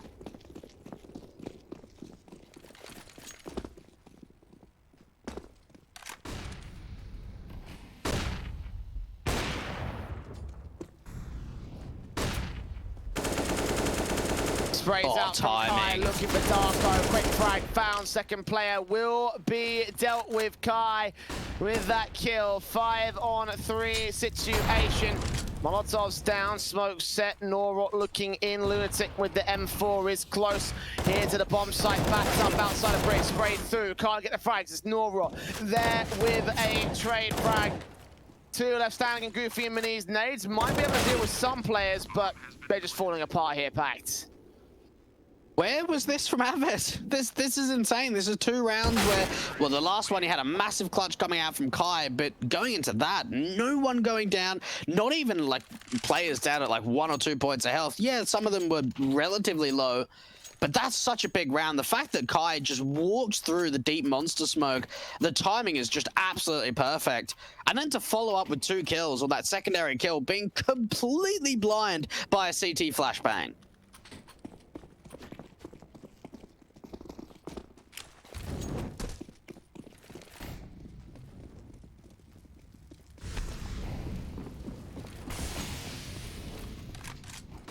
I just don't even know what to say at this stage. Like, this match has been everything. 2 frags found by the AWPers of the respective sides. Marcos with 1. Maniz trades it back. And PACT hold a 4-on-4 scenario, at least with the previous kill going their way. 2-2 split as well towards the B and A bomb sites. The AWPer Maniz repositions back towards long. Gets Bialy. Catches off the lurker over the long position. No further entries from AVEZ. They're going to try force the issue with the execution. They need to pick up this bomb. I'd hope this isn't an issue again for AVEZ. There is no one at the bomb, Jay. They're 3 players, and they're starting to walk into this B bomb side. Someone needs to pick this bomb up. Kai finds Lunatic. Goofy trades, doubles up of his own right. Then Kyler goes back for the bomb. His entire teammate force falls down. You must imagine if he had that control, if he had that bomb on his back, he possibly could have found a way to enter in towards B site. They possibly could have held control and held contention, but it's not going to happen. 35 seconds. He's peeking and prodding. Might secure a bomb plant, but that's not going to be much here in overtime, especially with the round and the half coming to an end. 17-16, AVEZ hold the lead. That's a mistake that just can't be made, because the fact is, you know, yeah, you've kind of got some what ifs with it, but if they had the bomb, they would have had an extra T-side player on the execution to B, which is going to help out in the trading ability. Well, okay. That was at least a good recovery coming out from PACT. It would have been tough for them to recover, I think, if they went 0-3 down in the first half of OT. They haven't taken the lead, though. It was 2 rounds up for the AVEZ side. And you've just got to think for PACT, maybe they just need a big round. They need someone to be able to clutch out massively. Maniz T-side AWPing, same for Marcos on the city side. Maybe they're going to go for the tower. Yes, they are, Jay. AWP straight in. Oh. Sees the jump face. No, he doesn't. The Heaven player, though? Surely Are you serious? You can't see that pixel? Mate! Maniz! How is he not seeing him? He's jump facing 50 times! It must have been get so the small. wall bag. That should connect. Ooh. Oh my goodness. I'm guessing the pixel was like so small that like even with X-ray off, it would have been like really difficult to spot just because there was no reaction. Well, the boost doesn't work out.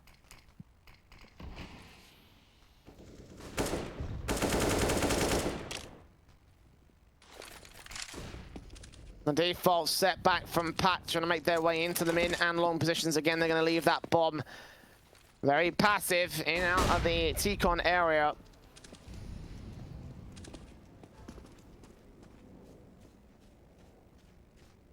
.40 the T's going to make their way out to the A site play, it seems. Just very carefully positioned, but they have decided on this will be the bomb site here.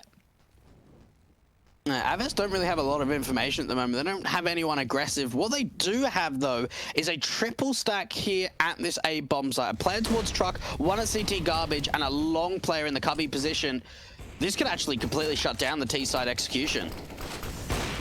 Lunatic on Kyler. Bialy gets 1 and 2. Looking for his third. He gets it with Marcos chiming in with the orb. Bomb dropped. He's forced to reload. And Maniz will find that trade back.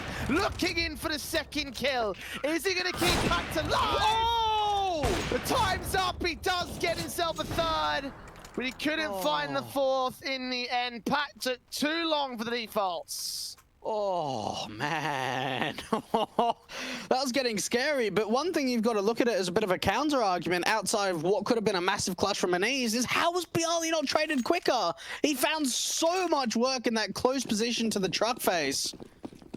Way too many kills. Wasting so much time, too. And you almost started to believe for Maniz.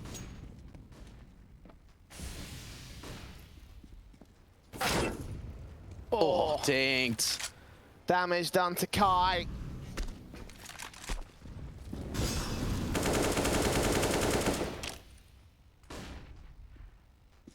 $5 HP for the man. M4s and the AWP facing up. Bialy is tagged low. They're definitely looking for a pick back above the smoke here on the sandbag position. You can see that short control. Does not see Sobel, does not see anybody else though. Therefore, there can be no chance for a frag. I say that, and Sobel gives up his life. Goofy finds the trade right back, though. No, that's important, though. They find that trade back. Damage has been done to quite a few players on the server. Bialy down quite low at 17, Goofy at 57, and Maniz at 22. And they're setting themselves up for a B play. There's 3 players here. It seems like for AVEZ, they're always running the correct stack at the right bomb site on the CT side.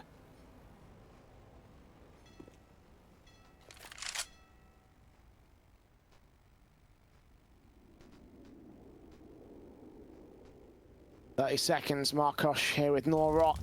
Defending against the hit, seeing the shadows of the players. Flashback over 460. Optimistic shot, replays catches 1. Not quite the second, overcooking the flick back. So we're 2 on 2 now. Bomb can't yet be planted, especially as Maniz is on low HP. Can't make his way through the fire. And the bomb has been mollied out of position. The smoke might buy him a bit of cover, but he's got to wait for his flames to extinguish and then go for a plant. Passive as anything. That's opened up though past the smoke. And Goofy goes down next. Bialy gets the spray. A stray bullet landing. And AVEZ will finally secure their map 1916 at long last. Well, that's really what should have happened, but quite some time ago. A bit of a struggle coming out for the AVEZ side, but just looking so much stronger in overtime. They had some really great reads on that CT side. They were able to stack up the A bomb side, stack up the B bomb side, and for PACT, you can probably feel as if that they're probably disappointed. You know, the fact of the matter is they had an opportunity of taking their opponent's map pick, going into Inferno of their pick. Things were looking really good for PACT, but they just couldn't get over that final hurdle. They could not, and there's a part of me just wondering what the point of that comeback was at the end of the day, you know? Like, I mean, like, it's a good point. If you're going to make a comeback and then don't come back, it's like, we should have just given it up, you know? Like, that, it makes it feel so much worse when you come back and then lose. Exactly, and, you know, like, they were within touching distance, but they weren't able to make it happen at the end of the day, so Overpass does go the way of AVEZ, but obviously going into Inferno, if they're performing like that against PACT, we could be seeing a very, very fun matchup. So don't go anywhere after this short break. It's map 2 of our best of 3 after this.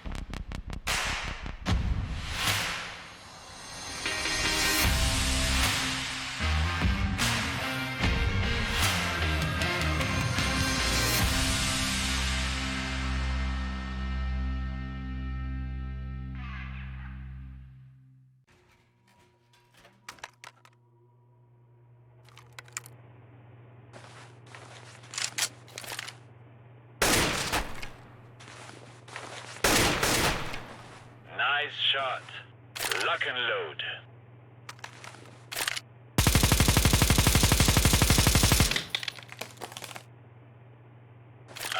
Wow, very good. Let me show you how it is done.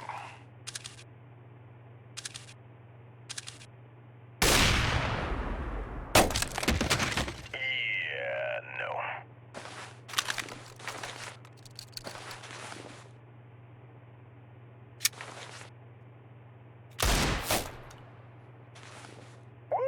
Damn! That was one of the best tickle fights I've been to.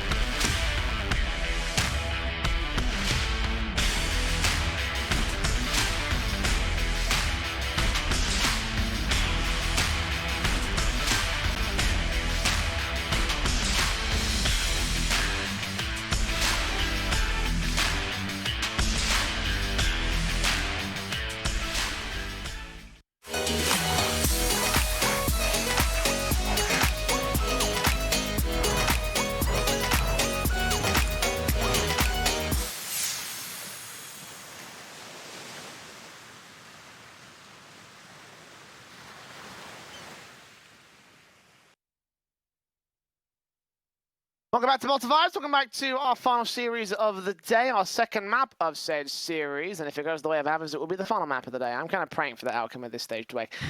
PACT just could not quite finish the job and go past the final hurdle of the comeback over an overpass. Ended off in a 19-16 victory for AVEZ on their own map pick. Looking to Inferno, however, with how one-sided that initially looked, it looked like it was going to be, and then how very close it came down to the wire and how well PACT adjusted and sort of countered AVEZ in the second half.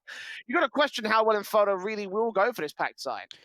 Yeah, look, in that break, I've started to realize that, you know, the hours of, you know, stat hunting and demo reviewing really doesn't, like, mean anything in calling predictions because, like, the fact of the matter is we've just had, like, you know, so many storylines that just don't, like, really make sense. Like, that should have been AVEZ sweeping the floor in that first map. Instead, you know, it's a big comeback from PACT in the second half. We go to OT, then they don't make it. It's like, you know, what can we really expect going into Inferno? I mean, we're going to expect a good game, but who it's going to go to, like, it could literally be anyone's game at this point. Exactly. And, like, you know, that's the main thing when it comes to weighing up this particular map. The fact that, listen, right, you know, Inferno on paper should be a map of PACT. But on paper, AVEZ should have won overpass by such a dominant sort of streak. So you don't really know how this is going to go down. These teams have never shared it in the past. They've never really had any sort of a history on Inferno and between each other, so that there's not really much to go off of. And even then, you talk about PACT's own like lost streak, and they've still managed to get double digits for the majority of their map ups that they've lost in the last few months. So like, how do you weigh it up? And especially considering the context of the results so far today, you just can't really do so. I do think there's some fundamental issues with the way that AVEZ are performing right now. In particular, there is one guy standing up and doing all the fragging, and everybody else is falling behind right now. And that guy is Kyler. He's really been sort of the standout guy for AVEZ. And the rest of his team, I feel like they're honestly letting him down. Yeah, look, they certainly are. It seems like it's kind of like a one-man army, and the fact is that there's just not really that support surrounding it. I'm hoping that changes going into Inferno. I mean, I'm just having a look at the stats line for AVEZ. They're on a massive losing streak on this map, but the last 6 times, they've all got double digits. So it's not as if, oh, you know, we're losing like 16-3, 16-4. No, they're like really close. So the win percentage might be 15.4%, but realistically, the games are actually a lot closer than the stats lie. So I'm looking at this and I'm thinking, right, if AVEZ can, you know, get on top of it, take a bit of a breather in like that little pause between the end of the last map and going into this one, I still put them as like a position to be able to 2-0. At the same time, though, I think Kyler needs to get more support. If it's going to be similar in the way that Overpass went, where it's just him performing and no one really else stepping up to the plate, PACT should be able to take us to a third. I realise that we are discounting roles and we're not really considering how different players affect the team in different ways, but at the end of the day, there's a difference between a star fragger and a hard carry, and Kyle is certainly in the hard carry category in this best of 3. The ninth round is going to go live, so I'm reminded to you all that Malta Vibes is brought to Gaming Malta, a home of gaming excellence. And are you on for the 2-0 Dwayne in this one, or do you think there's going to be a map on the board? You think so? I think so. Yeah, I'm not going to say this after what seeing that first map was, but just, you know, PACT in the past performances, what I've seen from AVEZ in the past, I could just see this being a 2-0. I think PACT are going to start to buckle under the pressure. I've seen them not choke, to say the least, but like I certainly feel as if they can be very pressured in important games, especially when they know that this is like the decider game to get into the playoffs and they're already a map down. I'm going to go 2-0 for the AVEZ guys. I mean, at this point, I'm marred by bias because I really want it to be a 2-0, so I'm not really going to make a prediction. I don't think that's fair. All I will say is that I did say AVEZ 2-0 at the very least 2-1 in this series. So for me, I'm all aboard the AVEZ, and I'm going to stick with my prediction. Although Lupet, not so convinced. It's still pretty dead even, and to be fair, like off the back of that first map, you know, like how do you really give one team the edge above the other? I mean, they're sort of in the same camp as we are when it comes to thinking about how we weigh this match up. So if you don't want to take advantage of those odds, however small they may be, you can go to Loot Bet and of course take advantage of our 10 free CSGO spins and €100 bonus deposit while you're at it. Click the banner under the Twitch channel and get involved with our betting partners at Loot Bet. Pistol round, PACT over on the T side start. We've got Darko, the P250 raid boss set up with Sobel having the utility, dropping him that weapon. And it's the utility, the double flash, and defuse for Bialy. Manij strikes first, gets tied down, opens things up to the apartment. 3 players on the B side, 2 stuck in, try to go aggressive. They can't isolate the opening kill on Darko though. Oh, Darko, that's such a strong jiggle peak to come out. Good shot in return from Kyler. Now, we spoke about how much this guy can do in the past, in the last map and then in the last series, but AVEZ have just been picked apart already. Look at how far the T's have actually been able to walk up through short. SP. Oh, what a headshot from Markosh. Needs a bit more, though, and he can't quite make it happen. Bialy will find a trade over on the banana position. Needs to rotate towards A, though, and try and look for a retake. He finds a bit of utility, a smoke in particular. But with one player directly sitting on the bomb, the other player playing out to the pit area. Bialy's best bet is to smoke down, isolate Lunatic, go for the defuse at this stage. Decoys explode. He's looking on. Back will be turned to one player regardless. Perfect crossfire for PACT. The pistol goes their way. A good start coming out for the PACT side, and I'll tell you what, some really nice individual picks. I really love as well the fact that I believe it was Maniz got so far pressed up through short without being checked. So immediately from there, they could just deal with Marcos into that graveyard position, get that bomb down, play the advantage. And AVEZ, it seemed like really, even from the get-go, they never really held on to any kind of advantage in that pistol round.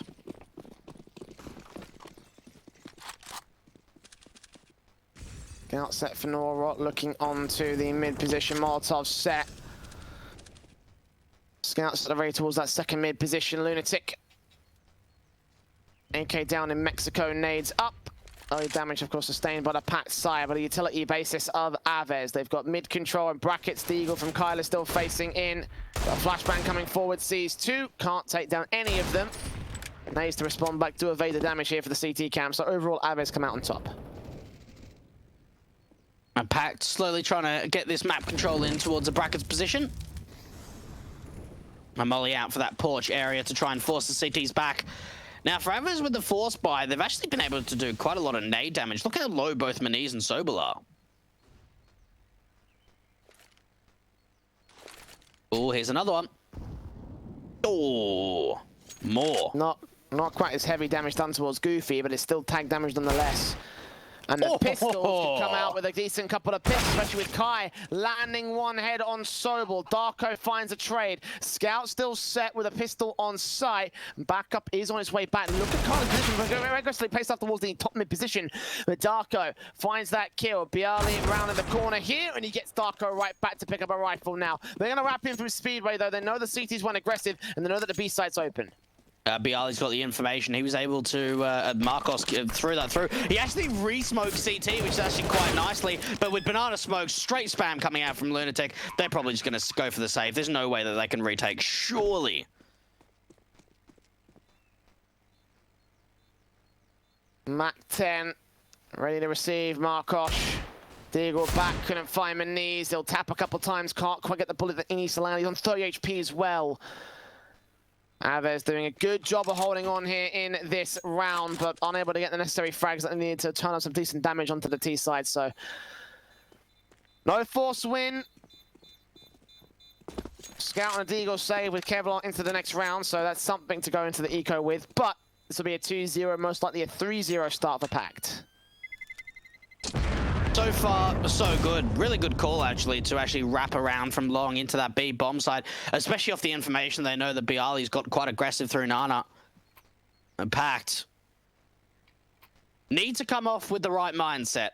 Again, you know, fatigue's probably going to be a statement on the table. It's getting close to 1 in the morning now in Poland. But you can't let that be a factor, especially when you're a map down in the series. You need to get off to a flying start, put the pressure on early, and start building up some rounds on this T side. And even with the Mac 10s out, this is an opportunity to really start to farm up the money and keep that bank strong. But Norot, well, that was pretty decent. Good headshot.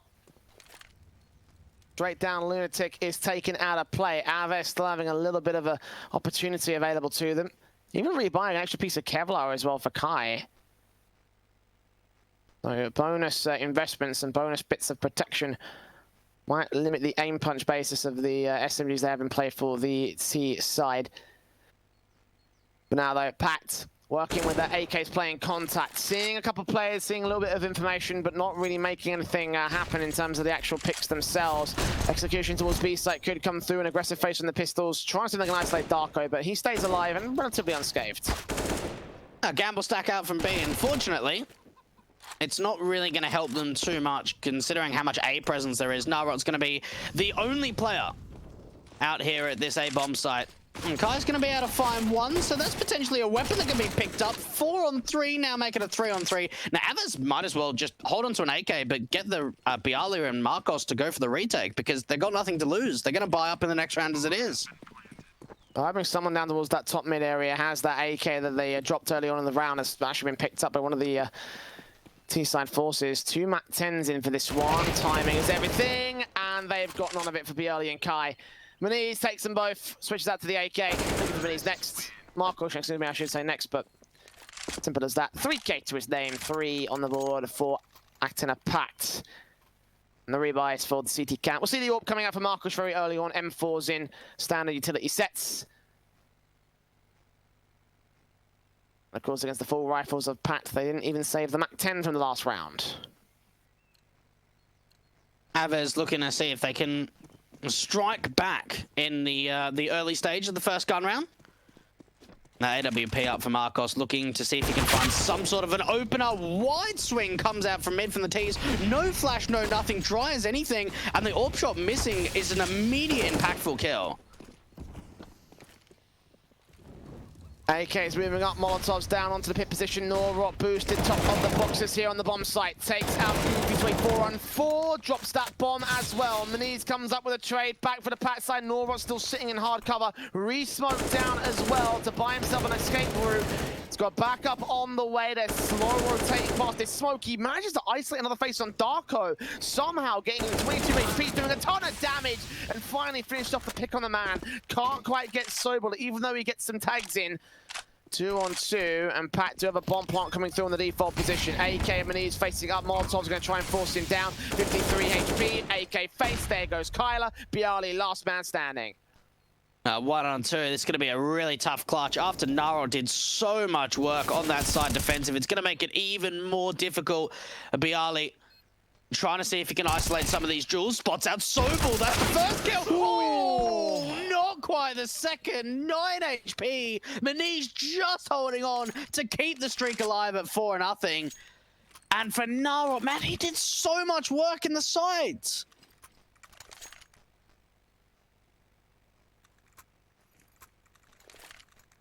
Four and 0.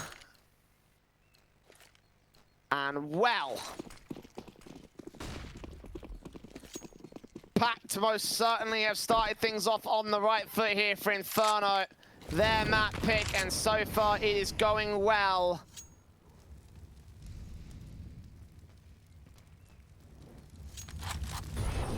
On their T sides at this stage, this is where their favored halves are. Scouting for Kyler, can't quite land his shots there, so AVEZ get away with no dice, no damage, no kills on the half-buy round, however, so it is kind of expected and a little bit forgivable to see these picks got away at PACT, so any exits can be okay. We're looking at the 5-0, looking back to the rifles of the CT camp, because that's where they can do the most damage, and they need to get those rifles in to hold even a challenge against this PACT side right now. Now we're looking at a very strong T side from PACT. They've come out absolutely firing. They've looked very aggressive. We saw in that one round where they just wide swung the AWPer of Marcos out through mid. You know, they're playing with a lot of confidence, which is something that I didn't know whether we would see or not going into this map because, you know, pressure's on. It's the opening map of the series. Yes, it was your opponent's map pick, but they've come out of the gate with so much confidence in just a lot of wide swings, a lot of individual duels, getting those AKs up close and personal, getting those immediate entries. And AVEZ haven't caught a break. 0 and 5. What a sensational round. No one goes down for the PACT lineup.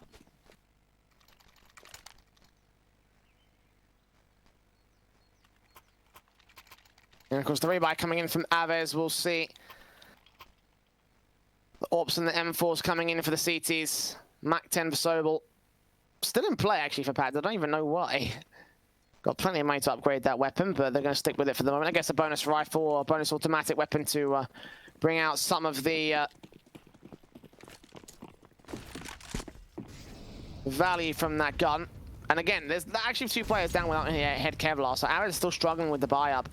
So Sobel, in theory, if you can find Marcos or Bialy, Find a good couple of picks. For now, he's playing out to the apartments, making a lot of noise, trying to gather some information, or at least sell on a little bit of a fake here. Draw their attention towards the apartments as the actual hit comes through towards the B site, or at least that's what it looks like. Darker just facing up for kills. Bomb yet to move forward to this position, though.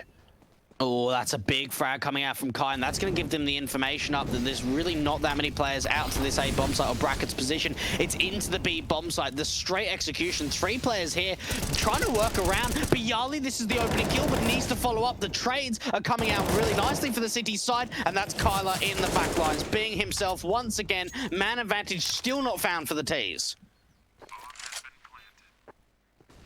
3 versus 2, AWP set. Markosh taking the lunatic, Soibel left alone. 1 versus 3. Headshot comes out with a simple spray down. Reload forced, trying to get a peek in on somebody out here for the CT cap, but missing his shot. His headshot against Markosh allows the AWP kill to come through, and for the first to go on the board of AVEZ. Okay, that's more like it coming out for the AVEZ side. We saw a really great defensive hold. It all comes off the back of Kai finding the opening kill, getting that man advantage, forcing that 5-on-4. The rotations came out extremely quickly to be. You've got to give your hats off to the site defenders because they were able to deny a lot of time. They were playing around the smokes, waiting for the rotations to come through. Kyler and Bialy did a very good job of stalling. But you've got to think for AVEZ, yep, you got a good round on the board, but there needs to be the follow-up. There needs to be the continuation.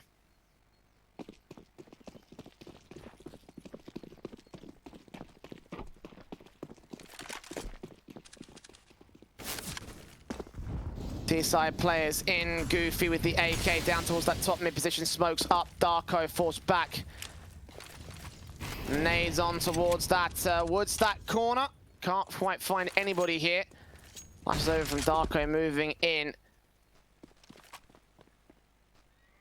They're established a little bit of basic map control, but is unable to get any frags as of yet. Both teams doing a little bit of damage to each other, and more specifically towards the T side from AVEZ.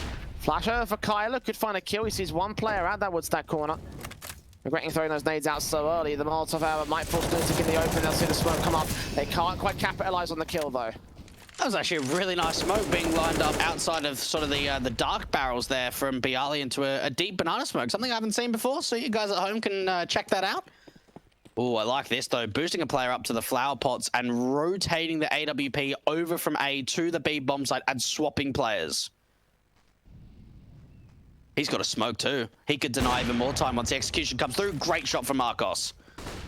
Kills out Maniz, and here comes the hit from the T side. No one there towards the CT cross. The smoke does come back in the end. Re-smoke down to find a bit of breathing room, potentially a chance to get into the bomb site. Lunatic faces up. Bialy sees 1 and gets that kill as he drops off the boost position. Markosh getting Darko 5-on-2. Favor to the CT side. AK jumps around the corner, gets the man down though. So 2 players at the advantage for AVEZ. Bomb plant secured. Sobel falls though, and Lunatic is quick to follow. So AVEZ maintain control of the site. Very good defensive, very good retake. That's a really good round. That was a very, very strong hold. A little bit surprising to see the reposition coming out from the AWPer. I would have expected that Marcos would have held in CT, re-smoked up towards sort of that like top banana position, and then rotated. He ended up moving to Coffins, re-smoking down, but they don't check Bialy. It looked like they were trying to check him, but didn't quite see the position. And between Marcos and Bialy, they just do such a great job. PACT, well, look, they get a bomb plant, so they're at least trying to keep their money line strong. But I'm having a look at their reserve, Jay, and I'm getting pretty worried because they had built up quite a bank on this T side. Smokes up, Molotov's down, Darko. Top of the wood stack, looking above the smoke. He may have seen 1 player. There's not enough info to justify trying to force the issue. They're just going to back up and look towards the mid-control into the apartments in particular for the PACT side. 2 players passive on A site. 1 player out in towards the graveyard position. It's Markosh watching onto apartments very passively from PACT. They will start to make their way in. Low presence up to brackets, rotating that 3rd player over of Kai, who was allowing a 3-man stack towards Banana, and now they've taken the control. So if they like, they can actually rotate 4 players over to A. Oh, if they push even further forward, they'll get so much info. That's what Bialy's looking to do. Flashed in, sees his man, Bomb! takes out Goofy, drops the bomb. Lunatic, got to get back and pick it up, rotate it back towards him. Much more safer position. Bialy still gets a second, and he swings back with the bomb again. 3 kills for Bialy, and Darko and Sobel, last 2 standing for PACT. This is an easy third for AVEZ. Oh, Bialy, that is just, it's sensational. It really is. That's turning back the clocks right there. Veteran player stepping up massively. Watch him try and see if he can get even more. He's going to have a bit of assistance from Kyler. But the fact that he, you know, rather than just pushing out through Banana dry, he gets a flashbang to support him. And instead of just finding that first pick and dropping that bomb, he's looking for more. He's trying to create more impact on that CT side. That was a very strong round. And finally, they've reset the money line for the T's. I mean, there's no need for Lunatic to reface that. He had the bomb on his back, he picked it up, he consciously went back towards mid to gain the bomb. Look at the buy, and then just threw it right back to the CT half, and yeah, the buy is so broken for PACT. Not a lot of money being saved over in the last couple of rounds as Mac-10's in, AK's out, Maniz and Lunatic. Tech9s and CZs, PACT playing out towards the banana position at this stage. Hello. Oh, actually doesn't do that much, but the execution to come through, and I tell you what, the T side are looking very fast. Do they know Kyler's here? Oh, that is such a big opener. And the AK spray from Bialy can't quite find the picks back to return. Darko's found a secondary AK to work with here for the PACT side. Bomb plant to be secured. 5 on 4. Do AVEZ even bother going for this? Oh, they have to. I mean, they 100% are have to.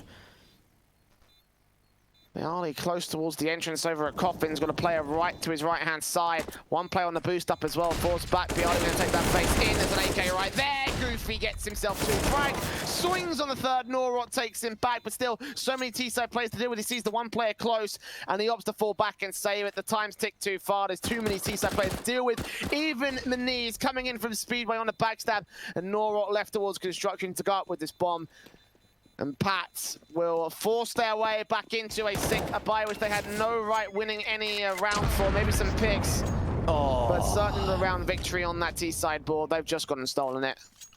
Yeah, that round makes me cringe. It's just, it's one of those rounds that, yeah, look, sometimes it happens. You know, you can just get rushed. You're facing up against a force buy. But the fact that it seemed like there was a bit of miscommunication there. Bialy wasn't sure whether he wanted to continue fighting out through CT. Kyler was stuck at new box. He had no support. Amble, thinking of support, you've got some support at home. A couple of free codes to work with over at hellcase.com. Multiv and Multiv15.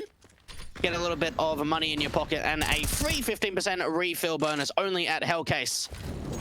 I tell you what, PACT, they could be so pleased they won out that round because that was a force. They had no money to work with.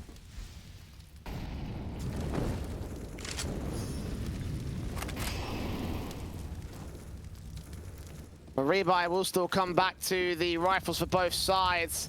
PACT, of course, getting some free AKs out, enabling this full investment to come back. The nades up doing damage, though. Lunatic on 15 points of health.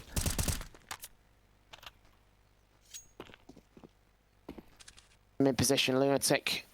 Maniz and the AWP in the back lines, Markosh. Darko. Ready and raring to receive. We've got Kyler close with the UMP. Smokes up. I was thinking block off anyone from getting in towards this broken wall position, and the UMP set. The flashbangs over, looking to face forward to see. Darko still connects that headshot. Norok can get Sobel back though, and now they make their way up. It's all on Bialy. He's the lone player left in the back line. Here towards New Box, got one player tagged up heavily, gets that pick on the man. Seen towards Coffins, holds the defense pretty well so far. Peeking in and peeking out. Goofy gonna get close with the bomb. He's burning alive, and Bialy gets that frag. Maniz left alone to get one exit, but 20 seconds. The CT's all around him. This is gonna be a round for AVEZ, no matter what he tries to do. Oh, fragging like a teenager. Bialy, he's just put up such a big performance so far on the CT side. The leading fragger on the server, 12 kills and 7 deaths.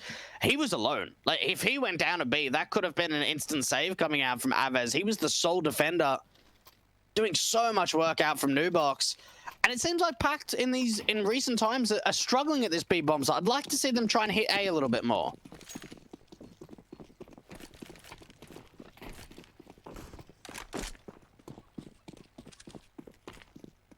Walks out, flashes over. Darko. AK close. Bialy finds the man. Completely blinded by Kyler there. Swing back in against Goofy, ready to take that second face. The pistols all one by one face up, one by one they fall. Nades on to do even more damage towards Lunatic. He's not quite as low as they wanted it to be. Molotov's in. 2 left standing. Doing some decent HP damage. Markosh on 9 HP, but Bialy's getting those kills, and Kyler's finishing off Manise, so all 5 alive. Simple stuff for the CT side, now within 1 of the PACT lead. That was the force. The economy has been in shatters for the PACT side. And the fact that they don't really find any kind of opening kills, any opportunities, they just couldn't trade out from the players towards top Nana, means that PACT are going to be on a very, very light eco. Can't upgrade a lot. And AVEZ off to a very slow start on this map. They were down 0-5, have now brought this back into a position where they could tie us up. What was that? That's the secondary AWP. That's the in-game leader. That's not even Marcos. What a flick coming out from Nara. Manise's brains spread out across the top of mid position. That's pretty graphic, I apologize. Oh, they're going to aggress forward at Banana. Kai and Norok continuing to frag away. Kai gets 2. Norok is traded, so there's that. Facing against the AWP Markosh, though he now knows where the last player is at. Takes that face, takes that kill. The second AWP is saved. And we're 6-all up in this position here. The rebuys are coming back from the T side. Seeing the full AKs across the entire board. Now, if I'm PACT, I mean, they don't have to listen to me here, but you're realizing the fact, okay, they're running double AWPs. We know that Marcos and Nara are running double AWPs. We've tried brackets control with the porch molly. We've seen the long smoke trying to wrap around from Speedway. We've done B-side executions. We haven't tried an apps pop yet. That's what I might want to see, is just something different, a deviation that we haven't quite seen on an A-bomb site execution, because you've got to think, especially when you're running double AWPs, it's so difficult to try and defend A with an apps pop. Nor what with that frag on Manise. The AWP's in. Markosh towards the side of the smoke. There's a gap. Try and work with there. Can't see anything though. No contact aggressive from either side at this stage.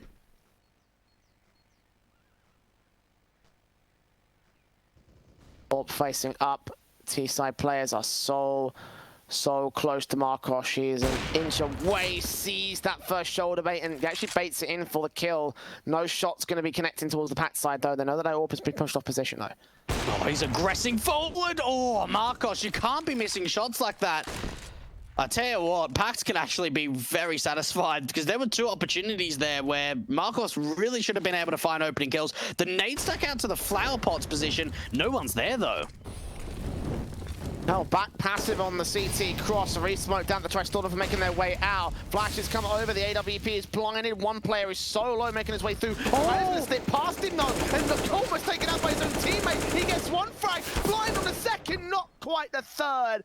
Goofy holding a 3-on-2. Bialy still held to the back of the bomb site. He's not looking the right way. Is he actually DC'd? No!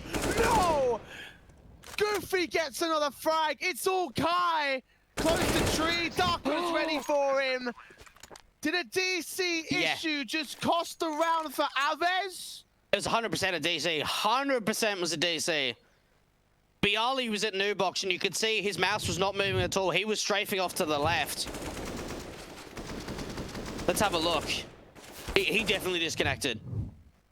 Oh my goodness, that sucks. And they're not even calling a tactical for it? I'm not sure what happened there. Yeah, technical, sorry. Yeah, wow, you really hate to see that. Whether he like alt-tabbed or I don't know what it was. Something messed up there, but obviously you can't rerun the round. Damage was done, it was well past the minute mark. That is upsetting for AVEZ. We saw Bialy defend that backline position so many times in the past. Let me step back to the M4 here. He's going to be aggressive here towards the sandbag position, and this time Darko's going to catch him off guard. Kyler there with 2 players to line up. Darko doubles up, 5-on-3. And no DC issues this time. They've overwhelmed the B-side defensive. The plant can come through. This is already pack safe. Yeah, no, this round's pretty much done. They have to save AVEZ. And look, this is just some of the things, Jay, that like happens in Counter-Strike. Obviously, you never really want to see a player DC, but it is what it is. And from here, PACT have been able to capitalize on that last round and now a follow-up. And what was looking a potential possibility of AVEZ maybe even taking the lead going into the second half is no longer a possibility. And that's really going to affect them in the long game. PACT, no matter what the circumstances in, you'll take every advantage you have.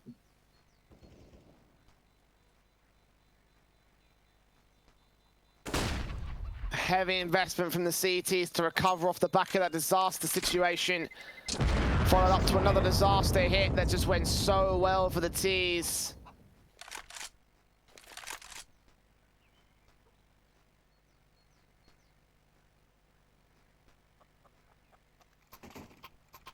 And PACT have won the T side 8-6. Until round 15, AVEZ still have a chance to make it within 7 and try to see if they can storm away with the T side line. We saw how well their T side worked earlier today. I wonder if Inferno could be the opportunity for them to bring back the aggression and make it happen. 2 UMPs from us out, M4 AWP. That is the extent of the CT buy versus the full set. Oh! Blind shots can still connect. That's exactly what Marcos will do. It's like they've got like hypervision goggles or something. Like we've seen so many kills through smokes, Jay. Unfortunately, though, for the AVEZ side, they can be very pleased with finding the opening pick, but not so much so when Sobel trades out onto Kai and brings it back into a 4-on-4. Smokes down, Incendiary's back, Marcos gets out of dodge. Goofy makes his way in against Bialy, takes him down, cuts off the rotation for the AVEZ side. Norot and Marcos, the dominant 2 players here to defend. And they're going to bait in the 3rd player towards Throat as well. The UMP, the only player on the B side position, is now going to join A as the T side start making their way up banana. Smart play from PACT. Very, very good read. And Kyler, now if he overextends and takes down this lone AK, this is an opportunity of getting the information that there's nothing at A, the swing coming out, Narot taking a fair bit of time, but now they know. They know it has to be a B player. Smoke down across. Marcos making his way out with the AWP. 3-on-2 scenario, bomb plant can be secured by a lunatic. Flashes return. Upset for Manise, sees his man. Takes it down. Marcos should have remains here in a 1-on-3 scenario. This will be a 9th for PACT though, unless this Orb can do something magical for the retake. Face up. Okay, that's a transfer. But no follow-ups there, so doesn't really mean much of the grand scale of things. A 9th to the board of PACT, again, to close out their T-side half. After the comeback, we all got brought back from AVEZ. PACT were looking so confident, and then one small problem just threw them completely out the window. Yeah, look, that was a pretty good recovery coming out from AVEZ, considering the fact that PACT went 5-0 up. I would certainly say, though, that PACT are pretty much satisfied. You know, 9-6 half on T, it's pretty decent. Going into their CT side, again, look, their map pick, they should look pretty decent. For AVEZ, I know that we've seen some relatively good T sides from them on this map in the past. So it still will come down to a bit of a contest, but for me, it really comes down to this pistol round. You know, is there going to be the ability for a comeback in for the AVEZ side, or are PACT going to just start to run away with it? We'll just have to wait and see. Ooh, okay. The odds are starting to shift away now a little bit of our good friends over at LootBet. 1.32 up for the PACT side. AVEZ just over 3-1. If you do want to get involved in those odds, you could check out our betting partners of LootBets down in the Twitch chat and below the Twitch channel. 10 free CSGO spins and up to 100 euros bonus on your deposit. AVEZ, they are rushing into AJ. No stop. Nora. First player outside. Well, here with USP gets that first kill. Marcos quickly trades it back. Bomb plant will be secured. And this will be a retake for PACT. They have Lunatic with a double flash and the fuse. Set and ready for the CTs to make their way in. He'll flash his teammates around the corner for the first phase. Probably back around from quad for the second. We're gonna make way completely blind. I see one player over at Graveyard. That's Bialy there with the kill on Goofy. Man down to the 4 versus 3. Kai gets 2. Lunatic falls back to 1 and swings in on Darko for the final frag. AVEZ, that was quick, that was clean. It was fast, it was aggressive, and it was in your face. We saw just a great entry coming out. They get that bomb plan immediately. Very heavy stack over at the B bomb site. So the retake came in 4-on-4. Unfortunately, not able to capitalize with those couple of flashbangs. There were quite a few members of the T-side blind, but they weren't able to adjust with any kills off the back of it. A force buy coming in from PACT, and their lead is now starting to dwindle and get a little bit smaller. Gap in rounds. Starts to close here for AVEZ. Real good chance now to take some rounds back against PACT to potentially turn the situation around. Obviously, they're in this force buy scenario, so same can be said for PACT to do even more damage back to the T-side line. But for now, they're set out towards mid in the second mid area and Banana as well, but not much being seen by the T-side of this stage. Finally taking face against one player, forcing him back, but not getting a kill to open things up. Re-smoke towards the top of Banana, meaning that the execution's just going to be delayed by a little bit longer. Oh, the edge of this smoke. Dark goes, being seen, and that's a great opening kill to come through. HG to follow up, not doing a massive amount of damage because the T's are just running out. Lunatic with that frag. Flashes over, force back, Mac 10 in, and Lunatic connects a headshot on Kyler. Kai is also low. Losing one of their main men of this T-side line. Plant to be secure. The CT's making their way up. Flash is being evaded as much as they can. Markosh not seeing Goofy at the gap of that smoke. Eventually catches that player down to 3 versus 3 now. But both Bialy and Kai are still so low. Case in point that Sobel can dome him with the Deagle straight through the smoke. Hearing that footstep.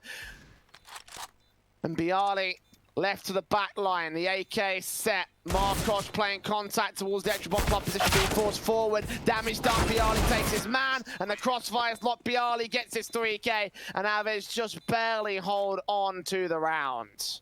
Oh, I tell you what, this is just an unreal game, an unreal map, to say the least, from Bialy. And you look at his stats line on AVEZ, and he's probably one of the better clutches, I would say, on this team, but certainly not the player that you're looking for to be able to have, like, the star performance. 20 kills and just 10 deaths. He's been able to find so much impact, whether it's been clutches or multi-frags in this map of Inferno. And he's probably been the one to be able to make this scoreline so close, Jay. He just pees out Goofy and Norrock. Straight out to the mid control for PACT to try and make this next round as close as they can make it here with the basic pistols. Eco's in. They do know the stack came through very early though. Rotations are coming in thick and fast. The T's are going to make their way up towards B, get the bomb plant down. But do PACT go for this? I mean, obviously they haven't got much to lose, so there's that element to it, but how much could they potentially be feeding to this Mac 10 is the question. Yeah, they don't want to feed the kills through. Only finds one. I'll tell you what, this is some good damage. 2 kills go down, trying to keep the economy low from that T side. Even Sobel, if he gets 1 more kill, that could be absolutely massive. Now, considering it wasn't a force buy, they'll be able to get the rifles up into the next. It was only some very light investments. He's just trying to see if he can get a cheeky exit.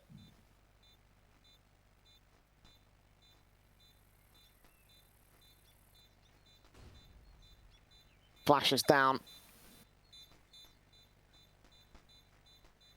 Plant obviously secured here. Sobel, no chance for an injury. Hasn't got time for this. Tries to get Kai, but not going to happen. 9-all! Even standing.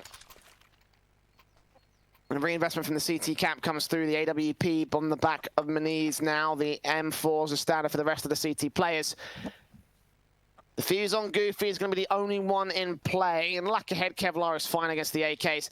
So the Mac 10s have been taken out. It's all full one-shot headshot weapons for the T side. I'm keen to sort of see how this AWP of Maniz is going to work out.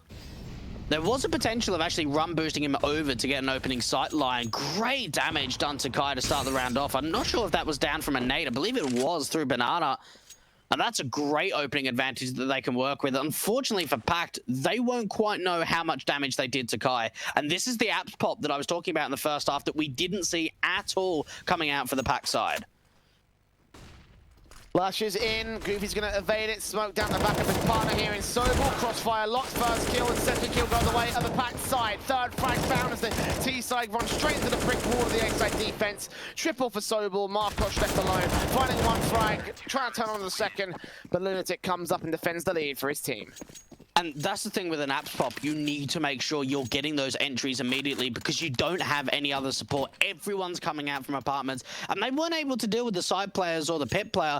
We only saw like 1 or 2 flashes. It wasn't a great amount of flashes, so at least for the pit player was blind, but the player on the site wasn't. And what a hold coming out from PACT, just playing around those smokes, trying to work around the edges. And AVEZ are now forced onto a pretty light eco. And this is the chance for PACT to be able to extend their lead to 11 to 9. Tech9's fast play out from Kai. So much damage done. Oh, the easy season right there. Laura gets that fight. Lunatic lines up 2 though, and Darko makes it 2 more of his own. A bit of a shame there for AVEZ because they could have done quite a lot there. But kind of getting caught off with a lack of ammo in their magazines. So PACT will get to 11 on the CT board. AVEZ still 2 behind. And the rebuy will come back in for this next one, which is their main concern. The rifle rounds are where they can succeed the most. AVEZ. No tactical just yet. Holding on to them till maybe use them a little bit later on in the map. Haven't really seen a lot of tacticals at all in this map, at least. I don't remember seeing a lot of them. But what I do remember, though, is a few of these rushes. The damage, the spam coming up onto Minis. And you've got to think now, he needs to fall back. He needs to hold more of a passive angle. He can't continue to over-aggress. Yeah, the nade stacks have done so much here for the T side. The returns have not come through from PACT, though. Saw what AVEZ were able to do on their CT half when they did so much damage with the HGs and the Molotovs. But this time not to be. Minute and 15, just still set towards the banana angles. Particular for 2 players. The bomb's going to get picked up back from Mexico and rotated back to join the main T-side forces. But they're going to rotate back towards mid-control. So some sort of lurk play coming through. I'm going to try and keep the attention drawn towards A site as the hit comes through towards B. Pretty common strat, actually, from AVEZ. Yeah, big split. And Marcos, unfortunately, he doesn't have any nades to sell some sort of fake or anything. Maybe see if he can cut some rotations off in this long position. 3 players to commit with a 4th one rotating in from Kyler. Marcos, he just needs to find 1 pick, some sort of cut off or rotation. They're already rotating a 3rd player through. Another incendiary comes down. A lot of utility for this CT side. Meanwhile, Fusili's going to get thrown out here by AVEZ. Over to the A bomb site. They'll keep the 3rd player drawn. Kyler and Nora overwhelm as Darko gets a 2-for-1 favor to the T side. And as you mentioned, the save call has already been called. Yeah, plant down back line. Goofy Minis and Sobel back on the A site. They're not bothering this rotation. That's really unfortunate, actually, because they sort of had like a 3rd sort of floater. You know, that player where it kind of keeps sort of transitioning from the long period to over at that B bomb site to potentially allow a stack either at A or B. And the float setup or the rotator was actually over towards the A bomb site once the execution came through. They weren't able to deny enough time. They had some really great utility, but AVEZ just pushed straight through. They got some raw entries. 10 rounds up now. Now, considering that there's 3 players staying alive, Goofy's got money and so does Sobel, they can drop over a couple of M4s. They can even go double orbs if they want to. I don't think we've seen it from them at all, though.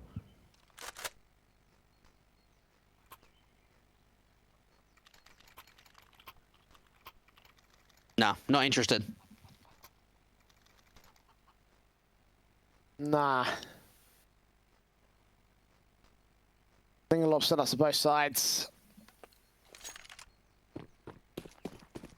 Even the AK in for Sobel is going to be a pretty decent damage dealer for the city camp. Taking out some of this head Kevlar. Markosh has none of it though, so the M4s could find a chance to grab on the AWP if they can find the angles at the right moments. Getting utility down from PACT, trying to do the early damage, but AVEZ are not going to allow them to do much here. Nora does get taken up a nit, actually a little bit more, so staggering a little bit more of that utility is going to gain them a bit of an advantage. Now Kai boosted up, looking towards Woodstack, looking over to the top stack, dropping off his teammate to gain the map control and start to force PACT back. Unfortunately, they don't see anything with that boost of any of the CTs sort of still lurking around that top Nana position. Lunatic has got a massive off angle from CT. This is a really difficult angle to pre-aim because you just never expect someone to be here. Smoke, Arc, Incendiary down, flashes over, Nora makes the face in, sees one player, gets back out of dodge towards the CT cross, Kai gets Darko, Lunatic, so many players behind that smoke, you can't seem to find them, does get Kai, down a second, straight transfer, runs out of ammo, but Kyler's completely blind, he can't finish off his frags, and Lunatic brings out the USP to drop the bomb, get a 3K, Bialy looking for the trade, there's a CT already on that side position, Goofy gets the frag, Markosh left alone, 1-on-4 for him, and AVEZ just fall to pieces on the hit, all thanks in large part to Lunatic. All thanks to those flashbangs. They were so blind on the T side. I don't know how Lunatic is still alive. 3 kills, 19 HP. What a scrap fest that was. Marcos, last one left. Seeing if he can do anything with this orb. Can't find anything. Wow, that was a really weird round. That, like, it looked very good. They were able to get that opening trade. It was a 4-on-4. How they didn't trade out Lunatic, I won't know. It's all down to that flashbang. I don't know who put it up. I think it was Meniz there. Well, based on the kill feed, it was Meniz that kept that player blind. The timing on that flash, though, basically saved Lunatic's life. And it meant everything for that round of PACT, because that USP kill wouldn't have come through, and then from there, the T's wouldn't have been thrown into complete disarray. Nate Slack's working much better in this next round. The AWP peeking from Meniz also gets Markosh to fall. 5-on-4, making it 3-2. And yeah, Kyler and Bialy left out the round. Not really much they can do from here. And Lunatic tapping away, and Kyler last one left. This should be an up kill, and there it is. Meniz being able to put up 13 on the board now for the PACT side, and they're getting closer and closer to being able to take us to a third map of Nuke if we do go to it. Even for AVEZ, the buy going into round 14, it's decent, but it's going to be a Mac 10 up for Kai.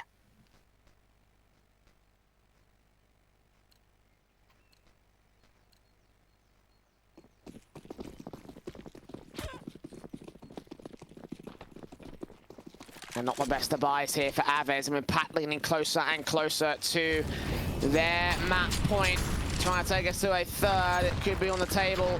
Significant amount of damage. Look at the nade stats coming in from both sides. Follow-up nade from Darko. Did it land on Kai? Indeed it does. PACT open things up. Storms down Banana. Blind sprays through flashes and smokes. Kyler's going to get caught to 19 points of health.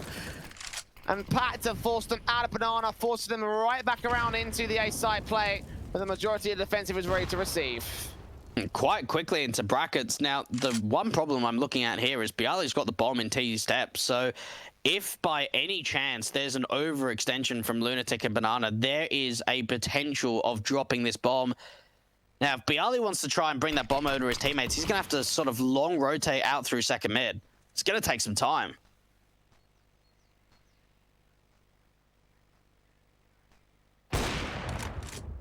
Shot. Shuts down the opener of the knees. 4-on-4. Norok gets a trade back. AVEZ may still bring this round back to their control. The Lunatic and Sobel coming in with picks back to a 3-on-2 scenario. T suppressed out of the apartments, back out into the entrance and from the balcony area. 30 seconds, the hit's got to come through for AVEZ. The bomb slowly making its way in for Bialy. Kyler is low, so the veteran has got to stand up and do some significant damage for his side. 20 seconds and PACT. They're going to get info on the first player. Darko sees Kyler, sees him swinging. Free face from Bialy now. Known to the last T-side member. Sobel gets that headshot, and PACT hold a good round. And this is probably them going to 15. You'd have to expect there's no way of a force buy to come out from AVEZ. And PACT, well, you've just got to think for them, you know, they had the opportunity of being able to get the 2-0 victory, considering we went into OT on that first map of Overpass. And now going into Inferno, it looks like they are maintaining control quite late in the second half. 14-10 up. 1 round away from being 15, and there's pretty much no investments coming out from AVEZ. A couple of upgrades here and there, a few upgraded pistols, a little bit of utility, but in the grand scheme of things, it's not a lot to work with. It's a very broken buy, a half buy, an eco, if you will. They're looking towards an overtime play here, AVEZ. Round the corner here at long, nades up, or shot against the first player. Can't quite get the second man, so it's not picked up by Kyler, seeing if he can do anything with it. So they made their way towards Speedway and CT spawn. The push up from Lunatic's going to get in further. There is nobody here in the mid position, so they can try and bracket them into the CT area. 2 players line up, the timing's awful, and Darko cleans up 3. Norot left alone, Deagle in hand. Gets that one good shot, that's not too terrible. Now needs to find himself a few more. A bomb plant towards B side actually could come through, and that will be an extra, little bit extra money here for AVEZ. Oh, he's playing mind games. If he would have just gone straight B, then that could have been a bomb plan.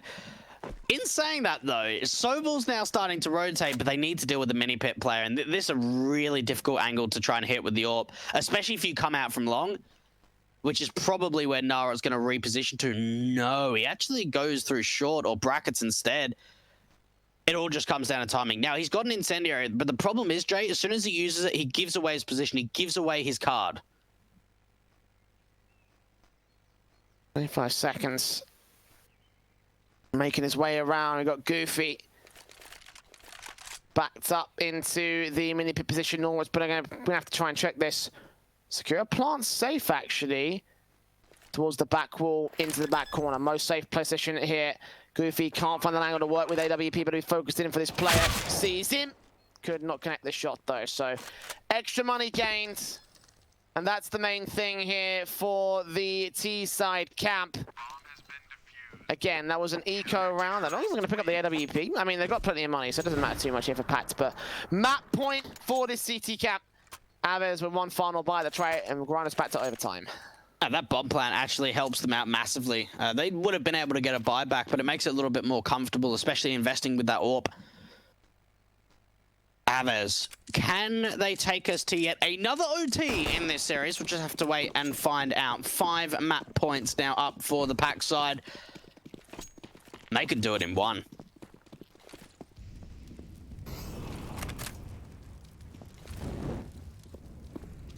Molotov set, boosts up to the quad position. Flashbang from Bialy trying to gain that apartment's control. Look down the long entrance. 3 players all held out towards short. No one is on long. The 4th player will go ahead and join them. Meanwhile, you've got Darko taking a semi-aggressive face over on the banana position. Better be wary about him. If he goes down, that'll be B-side basically overwhelmed. They're going to add towards the execution, though, and they get absolutely ripped apart. That's GG. 16 to 10 for PACT, unless Markosh and Kai do something magical, but I don't think it's going to happen. No, I'm with you there. I don't think it's going to happen. PACT, they just shut it down in brackets. They absolutely shut it down. And Darko's giving them pretty much free range over at the B bomb site. A very deep angle in through CT. Even with that, though, they've only got a single smoke and a flashbang to work with. Orbs in, smokes down. Ooh. Oh, blind from Darko here in those tags. Knows that they're coming in right here. AK straight up for Lunatic. 2 kills, easy. That was an easy end for PACT and an easy closing feud to take us to a 3rd map. And I mean, it could have gone either way in that one, Dwayne. Like, you could have seen AVEZ being on paper the favorite team, but based on the way that that last map went, I mean, it was so up in the air that you could never really predict it. In the end, we will see that 3rd map, so yeah, well played to PACT, honestly. Like, you know, their T side was great, their CT side was better. I loved it.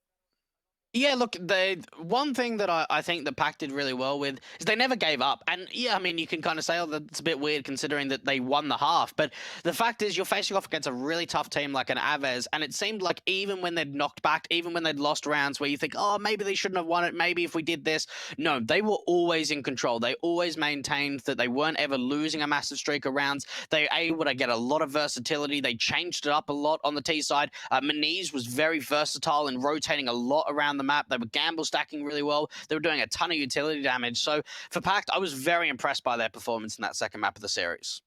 Yeah, I think they can be very happy with how that whole thing went down, especially considering how close they were able to take it over on the first map. So an opportunity now to crack on at Nuke, the final map of our best of 3, the final map of the day. They've never seen it play between these two teams before. Obviously, we've seen very few maps play between them, but a real good chance for PACT. Can they take on the tactical force of AVEZ, the veteran at Sea of Piali? We'll find out after this very short break, so do not go anywhere. That's the final map of the day after this.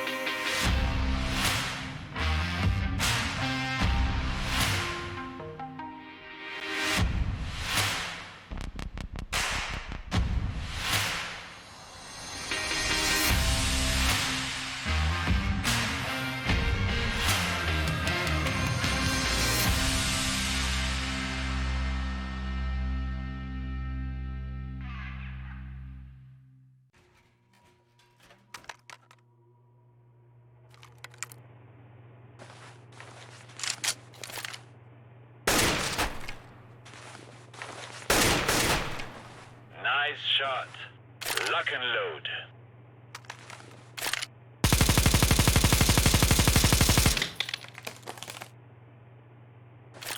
Wow, very good. Let me show you how it is done.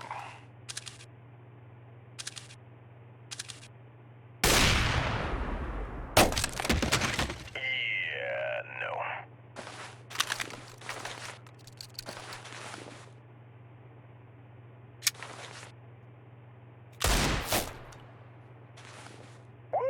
Damn! That was one of the best tickle fights I've been to.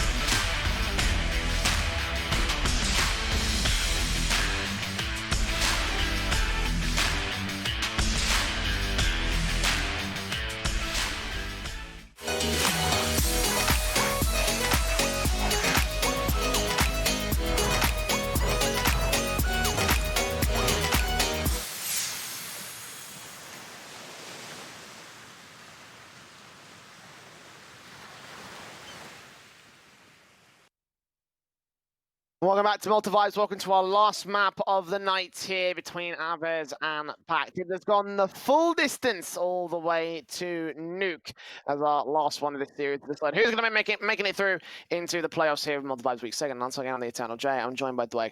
For the final time tonight, my man, it's been a very long one, arduous one. Certainly one that's taken a couple of twists and turns. We had this down as a simple 2-0. It has not turned up to be a 2-0. And, well, I mean, PACT could be on for a great upset if they can pull this off. This match has had it all, right? It's had long games. It's had chokes. It's had clutches. It's had nade damage. It's had, a couple of twists. It's really had everything. So, look, you've got to think for both PACT and AVEZ that it's going to be a brawl going into this last map. It means so much for these guys to get into the playoffs. It's late, it's late for us. It's late for them. But we've still got one map to play, and it's going to be Nuke to be the decider map of the series. Indeed, it will be. And one of those maps that, I mean... It's kind of like hey, I kind of can see this coming out because it is played pretty often from these two sides, but especially for PACT, I wouldn't have thought they would have let this. They would have floated this against the likes of AVEZ because they don't win it all that often. I mean, they've got a pretty decent win rate, close to 50%, but it's definitely below 50%, and it's definitely not as good as AVEZ's own map win streak. They've also played it a lot of times on the AVEZ side. It's like their most played map in the pool, except for Overpass, which even that is lower than them. It's one of the really big maps I think you can see to come out of AVEZ in that respect. And I kind of wasn't expecting it to come through as the third map. Maybe it could have been a pick for AVEZ, but I definitely wasn't expecting that to be a float from the PACT side. So it's a bit of a weird one, but at the same time, this whole series has been weird. So while you can pull those stats away from this map in previous history, honestly, I couldn't tell you. Which way it's going to go based on the performances of these two teams. Yeah, look, it is a tough one. I mean, one thing to kind of take into consideration, I mean, a lot of the time on stats and things like that, it's down to like 3 months on HL TV. You have a look at the last month for both these teams, the last like 30, 31 days, however it works. We have seen PACT play this map 3 times. We've seen AVEZ play it 11 times. So there is a very big difference in the amount of times that this map has been played between the two sides.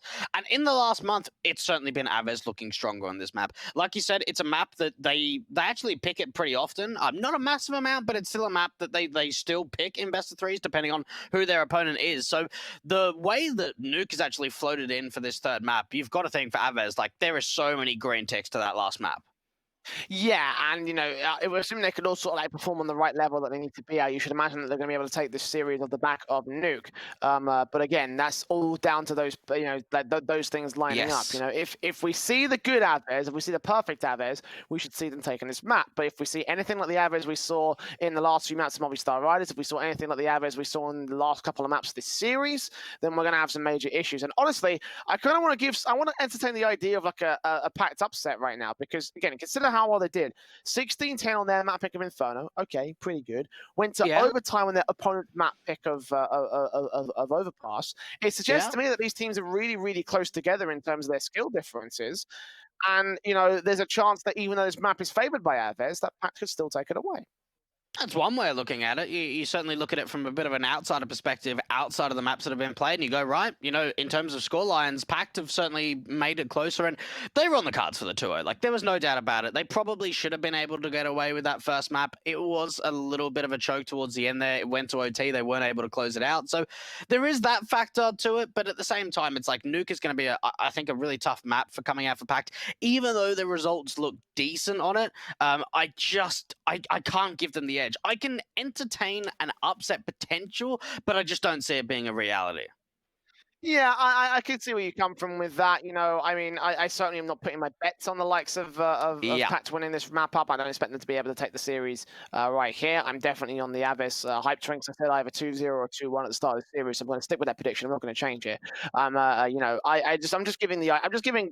the devil's advocate for the sake of it. Just because of the sake of listen, right? PACT have done surprisingly good. And part of that is down to the way that they've adjusted against their opposition. A part of that is down to the opposition having a bit of a weird sort of time. Again, to mention some of the performances we've seen from this team in the last couple of maps, like they've had to rely heavily on someone like on someone like Kyler, for example, to do the damage. Right now, he's 49 picks deep so far in this series. On that first map of Overpass, he was like 38 versus like Kai's 25. 5. So, you know, that sort of set the pace as to how far he's come on. He did drop off at that last map for AVEZ and allowed BI to take control. But I kind of feel like if he's not going, then suddenly things are going to get awkward for AVEZ.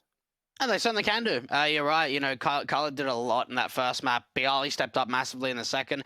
I just want to see a bit more consistency rather than just an individual stepping up. I just want to see like consistency across the board. I don't want to see players, you know, underperforming massively. I mean, Narot's had a really tough game so far, -13 over the course of the last 2 maps. So for me, I don't want to see a star frag. I mean, it's always nice to see, but I just want to make sure that, you know, the kills are very close between them. Everyone's finding impact. Everyone's getting involved. Because when that happens, the team's always feeling well. They're feeling really positive. And that's when you start winning rounds, when the team is sort of up and about rather than just a single individual. Yeah, it is really concerning when you see someone like Kyler popping off because, like, again, think about this, right? In Overpass, they won that map. Kyler went for 35 picks. On Inferno, he only got 11 kills, and they lost it. So, you know, it's a bit of one of those things. Is like, you know, I call it the simple effect because Na'Vi had this quite a lot when they were when they had simple. It's like, listen, when he's going, they're winning. But if he's ever having an off day, there's no support around him, and that seems to be the case of Kyler right now. So they need to step up to the plate. They need to manage to put the tactics to effect. They need to get this map under their control if they want to stay alive. It's the final map of the day. And we're going to the knife round here of Nuke. A chance to remind you all that multiple supports for gaming Malta and home and gaming excellence. Dweg, last chance to change your prediction. Are you all aboard AVEZ or are you all aboard PACT? Don't change. Don't change. Always stick with the predictions. Don't change at all, mate. Fair play. Fair play. Knife round of the side choice aside. Obviously, CT is going to be important for these two sides. Oh, Ring and Rosies have started again. Not quite as funny as what they did around the fountain over at Overpass, but that was good. That was a funny little happenstance, but yeah. Knife round taking my PACT, so therefore they get their CT choice, and I imagine that they will switch to that CT side. Indeed, they do. That makes sense to me. Yeah, I mean, if you start T or Nuke, there's either something seriously wrong or there is obviously some sort of game plan. On other maps, like, you can sometimes see T starts, whether it's like a Dust 2 or maybe a Vertigo, unless you're like a tick attacker and you decide to go like T side on every map. But for the most part, CT side of Nuke start makes a lot of sense. Yes, I mean, as you mentioned, it probably would be very silly not to pick CT side. Even if you do have a game plan, let's just get the early start half advantage and just get the momentum going your way and just hold control. Makes a lot of sense to me. But yes, AVEZ on the T side to kick things off. When they're ready, we will go into the final map of the day, seeing it PACT. Can pull the upset here above the AVEZ side, and certainly would be a fun time if they manage to do it here. Another good upset for the AVEZ camp, but it would be keeping in with patterns. No, I mean, I don't know if you've been keeping track with over the course of the weeks, but it's always a case of like AVEZ go, you know, top 8, then out in groups, top 8 out in groups. Yes. They went playoffs last week, therefore, by the pattern, we could be seeing another group stage exit for the AVEZ camp. Potentially. So it seems like all the even weeks they make playoffs and all the odd weeks they don't. So maybe, and just maybe, that can repeat itself. The odds, though, over at our good friends at LootBet are still favoring the AVEZ side at 1.58 and PACT at 2.24. If you do want to get involved in those odds, you can check out all of their links, all of the information underneath the Twitch channel and in the Twitch chat. Jay, we are jumping into the pistol round. It will be PACT starting up on that city side, AVEZ on T. And to start things off, it looks like it's going to be a quick out from ramp for the Ts. Flash is over, here come the nades, Maniz fast out, plays, taps up through, gets Norot down. PACT off on the right foot here, opening up the frag count. Starko falls back, gets Pilot, looks for Kynex up here towards an old toxic area, gets that headshot in the inside, will never support, take him down. Marcos Bialy chime right back in though, and you get a 2 versus 2. Bialy dropping against Maniz, he's got 1 health though, couldn't land the 1 shot he needed, and Marcos facing against him, does not see him in the vents areas. Got the bomb on his back, I think they may have spotted it. Now out towards observation, double doors is opened up, but if he wants to make his way in, he's got to pop out those windows, and if he does, he gives information up to the CT camp. Got to wait for someone to face him, taps through, takes that little pop shot, couldn't quite get the tag, got the frag against Lunatic, sees him again, forcing him back out position. Will he counter-rotate? Will he try force upon plant? Options are available, but he's in a 1-on-2. Maniz is just hoping that he's going to go up through the vents, the upper bomb site. That's what he's waiting to try and cut off, in through the squeaky door at the moment. Marcos, though, now he knows at least where one player is of Lunatic out from ramp, but it's just down to mind games. Does he rotate up through the vents and into the trap of the CT side? It doesn't look like that's going to be the case, but instead, trying to go out through double doors, looking at the vents. Oh, this could be the read. This could be the read to come out from Maniz.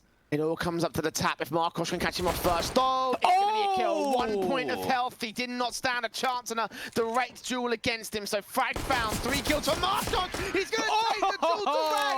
Not even needing a bomb plant. A 4K for the man. And AVEZ take T-side pistol.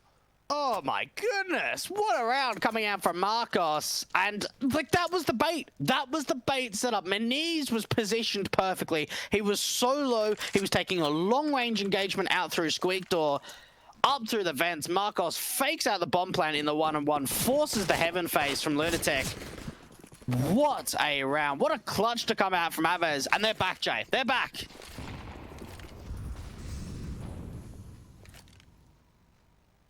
Indeed they are. Will they stay here, though?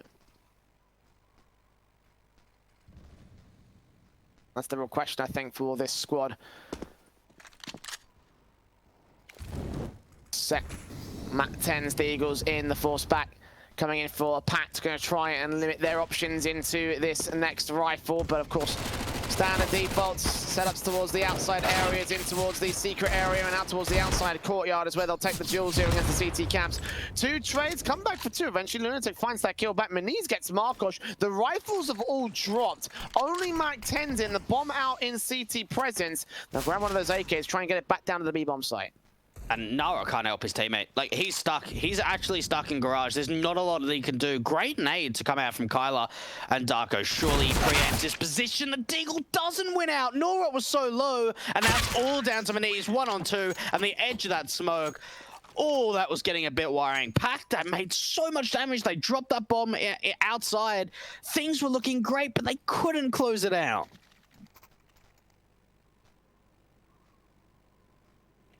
Big follow-up there from AVEZ, but a lot of damage sustained by that T-side line. Tech pause to come through early here in this map up. Been a bit of a common sort of stance over this series. A lot of tech pauses in the opening few rounds, so a moment's respite again to try to figure out the issues. I imagine it's probably AVEZ's same to the connection problems once again. Had Bialy disconnect, had a DC in the earlier series and the first map as well. So just get that fixed up and get back on with the show.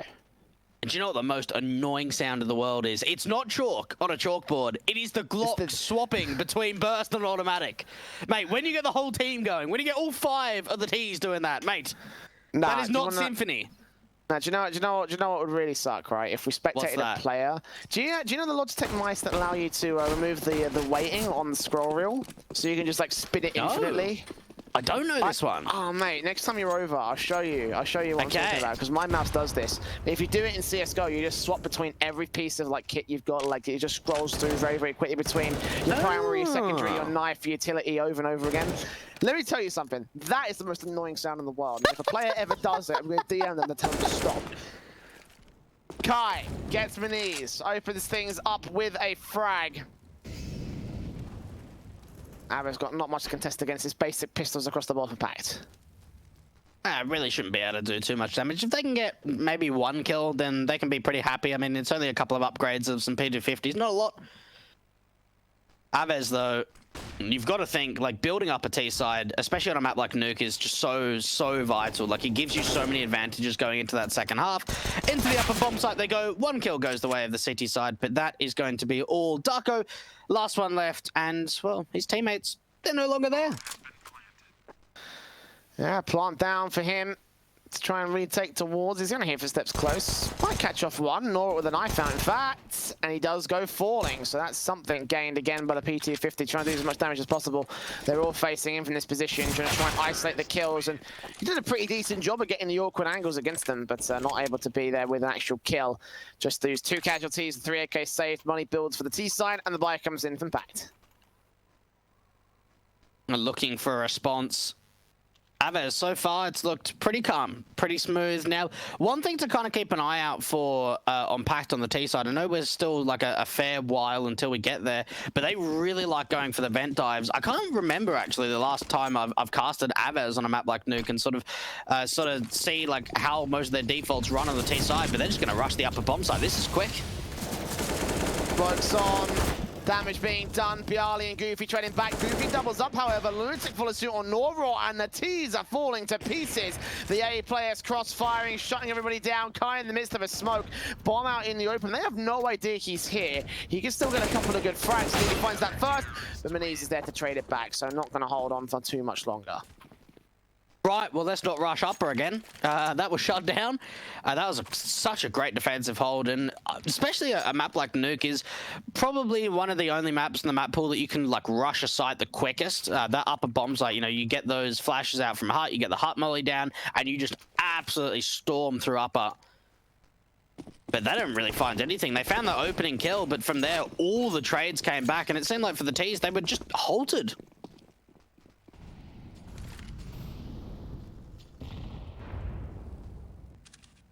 That damage done as well with that round going their way, with the ecos and everything having an impact to the AVEZ money line. You see the 3 rifles in for Bialy, Kyler, and Markosh, but Kai and Nora don't have any such weaponry to work with, just basic pistols and the upgrades and a force back. Smokes on will at least get them to cross out towards Secret. They'll have that control. All 5 players sticking together. The AWP looking for the opening kill, sees his first man, takes his first kill, kicks things off for AVEZ nice and clean. Good shot coming out from the AWP at Marcos onto Maniz. Slow walk into Secret, not making any noise. Lunatic so aggressive, and well, this round's pretty much done. This could honestly be a save from PACT. This is now a 5-on-3 advantage. They're clearing out lobby, but they need to get down to lower because that's where the offensive is going. Spray through, Darko dealt with by Norot. 2 players standing for PACT, and AVEZ have overwhelmed them on every single face. It's bomb plant. Secured easy. There's no way for Goofy and Sobel to retake this. They're going to save their weapons, concede this round to AVEZ. What a return. What an absolute statement to come out from AVEZ. Great AWP shot to start off from Marcos, and then Narot just opening up the lower bomb site, finding a couple of nice kills. Lunatic was actually very aggressive. Not normally a position that you see CT's holding once Secret control is taken. A lot of the time it's either towards like the back vent entrance or even towards the decontamination steps. But he pushed forwards before that smoke, or in front of that smoke, I should say. 4 on the board now for the AVEZ side. PACT need to regain some control because economy-wise, they'd done a lot of damage to their opposition, but now it's hurting them.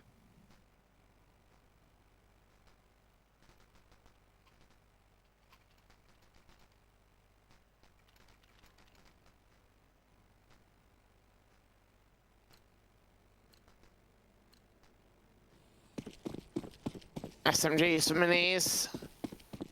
M4s across the CT board. PACT definitely not in the most ideal positions. They do still have a buy-up, and mostly rifles to contest against them. It's Norot downstairs, straight through the vent dive, not wasting any time when it's Maniz the man challenging him as well. Opening up decon door. The player out here. CT's on rotate, and they do take out Darko to open things up. A line in for the bomb to make his way down from the ramp position. Maniz dealt with by Norot, so 5-on-3, and already PACT are like, yeah, this is not our round. This is a 5th for AVEZ. And this is a save call for the CT side. You know what's crazy too is we spoke about, you know, maybe some individuals stepping up on a bit more of a consistent basis. Norot has had the least amount of impact, I would say, out of any player on the server in the last 2 maps. Positive, or negative 13, I should say, in terms of KD differential. He's come in to Nuke absolutely firing on the T side. I think he's 8-3. He's found so many openings to that lower bomb side, whether it's through Secret or through the vent dive. He keeps finding opening kills. And that's what you really need from a performer, like from your in-game leader who's not normally a massive fragger. If he can get a bit of confidence in the early start, you know, build up some rounds on this T side. They're already 5-1 up. Yeah, the CTs are able to find a couple of nice exit kills, but this is such a great stance for AVEZ.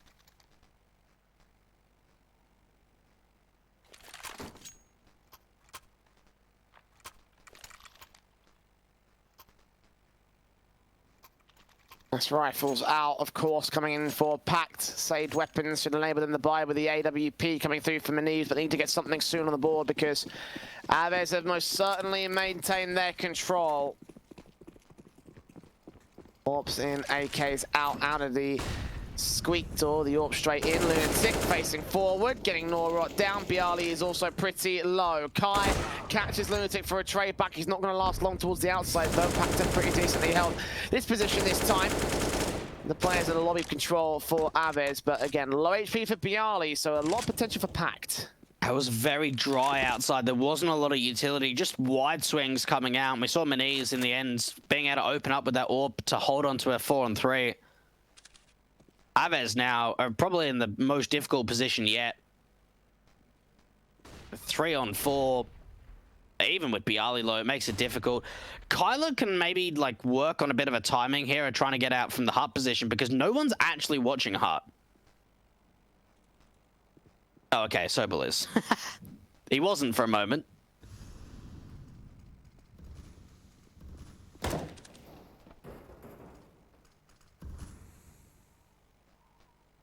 .43 seconds, Markosh with the AWP. Looking down. But there'll be someone out of the CT spawn, but it's very carefully placed here by PACT, so Markosh going to have to make his way into the bomb site. Looks on the right position, but unable to hit his shot on the player up to the heart. Kyler transfers this way towards Goofy, but isn't able to connect enough damage for the kill. So it's all left to the AWP now, left alone. 1-on-3, trying to get the wallbang shots for 15 HP. 15 HP, sorry, 15 seconds I should say, to the board of the T-side player. The bomb out in the open, seeing the AWP, but shutting down eventually. This should be easy pickings, of course, for the CT defensive, as AVEZ concede their second back to PACT. Okay, a little bit back and forward in terms of the economy basis just being wrecked. AVEZ are in a state now where they've got Kyler and Marcos with a lot of money, but the rest don't. And, well, if you don't have any money, we are literally giving you free money. I mean, no one, I mean, everyone wants that. Everyone wants that. Malta V and Malta V15 for a little bit of cash in your wallet and a 15% refill bonus. And our fantastic case partners of hellcase.com. The opportunity to, you know, open up some sick cases, get some sick skins. Because skins equals skill, of course, Jay.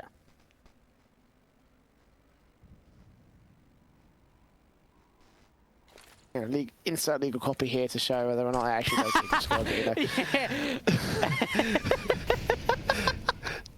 Smokes down, like cross lock towards the back of red box for the T-side players. AVEZ relying on their skill as provable here. No skins required, although I don't think skill's going to get them through this round. It's a basic half buy with pistols out.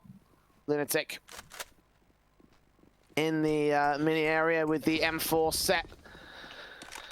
Norrot downstairs towards Decon, player up in the rafters. Maniz tapping through from the ramp from entrance. Seeing the T-side players out, he's going to call for backup. Facing against Bialy, where utility out. Good pick to be found. Second player will still be out there. Big miss. Markosh can drop the AWP, but Darko's there for a trade. Kind of trades it back. 3-on-3. The plant can be secured, but they take out the back line. They take out the next, and all that's left is Markosh in a 1-on-3 situation. Backlines is being covered off here towards the secret area.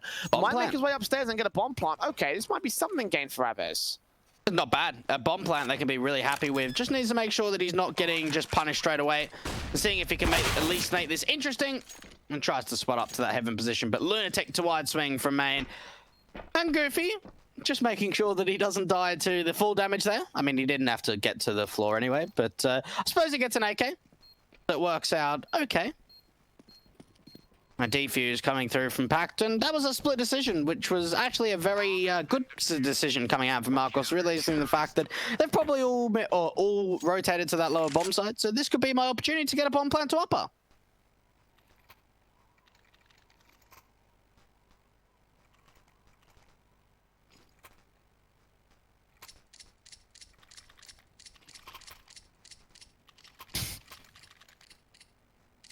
I'm not going to say anything. I know you hate that sound. I know you hate that sound. I'm just going to keep quiet every time I hear it to make sure that you just get tilted off the face of the earth. Tilly coming out early for AVEZ. They're going to try and put themselves back within a decent buffer between them and the PACT catch-up. Lead set here towards the hut position. AK of Kai looking against Sobel. Kyler coming up.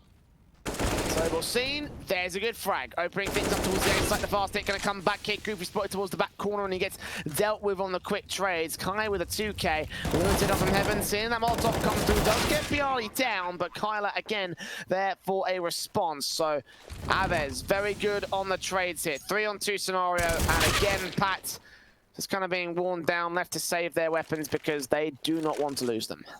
The special Ks, Kai and Kyler, mate. What entries? Those entries were pretty damn smooth going into the upper bomb site. We saw Kai opening up with a couple of nice kills. Kyler was able to take down the Heaven player that was on a fast rotate. And from there, AVEZ have been able to really put pressure on. They're looking very dominant on this T side. PACT have... I'm just trying to think. Out of the 3 rounds they've won, they won 2 in a row and then 1 as a singular. But outside of that, it's really just been AVEZ being able to gain control for most of this first half to already put 6 rounds up on T. I mean, most teams hope for 6 rounds on T for an entire half. They're looking at maybe even thinking about double digits.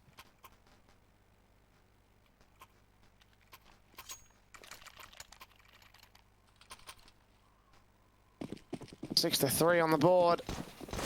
This T side of AVEZ certainly has gone well. Obviously, to talk about the CTRs and how favorable most teams are on CT half, and you're looking at a real good situation if AVEZ can make a T side advantage out of this first. No damage done to the PACT economy state. The rebuys coming in with the AWP, of course, on minis. If they lose all 5 rifles here, then AVEZ will be in a real good spot to, as you mentioned, find double digits. Go even further beyond if necessary. 12-3 is the scoreline they had a little bit earlier on in the day. Reminiscence of that T side is coming up to fruition. Playing carefully around the defaults for the moment, looking for an opening kill. It's showing that PACT are pretty desperate at the moment for just some sort of opening back in. Even that orb face, as soon as Jiggle Peak comes out from Darko, it should be the AWP to connect. Just needs to know that he can't swing. Oh, I tell you what, that was pixels. That was absolute pixels away.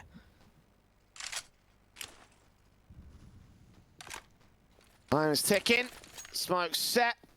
Out towards that cross position again. The standard smokes down to try and gain the secret control for AVEZ. This time they're just going to leave one player in Kai. Wrap him back over. Flashed out, going to keep him blind. Still holds around this corner for the split in towards the A site player. They are focused on ramp, expecting a split to come down towards the B site instead. Goofy drops Norrock, killed back from Kai. Bialy chuns in a lunatic. One player pops up from the vents. He's dealt with just as quickly. And how efficient was that from AVEZ? 1-on-3 game for Darko in the post plant. And AVEZ likely to win the 7th.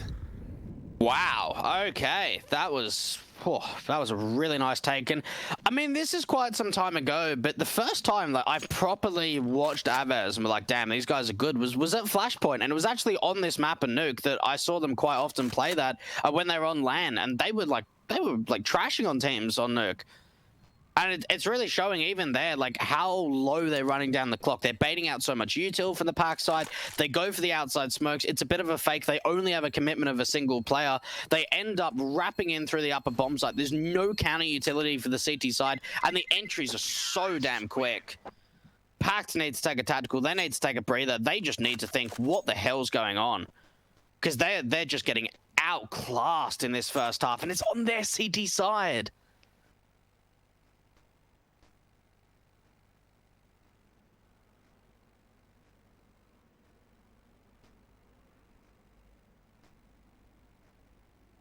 That CT half needs to be so well fought from both sides, and the fact that PACT are not able to gain much out of this CT side is really concerning, I think.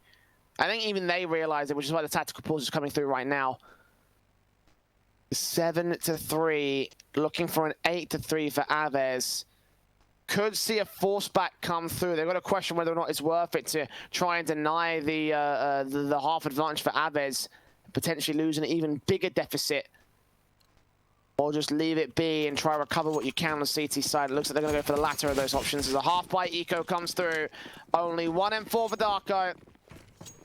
Not much else to work with here.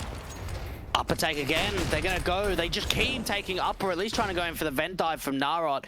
And they've been so successful, whether it's been the upper take, straight execution, or getting a player into the vent dive. They've been able to do it pretty much every round, Jay.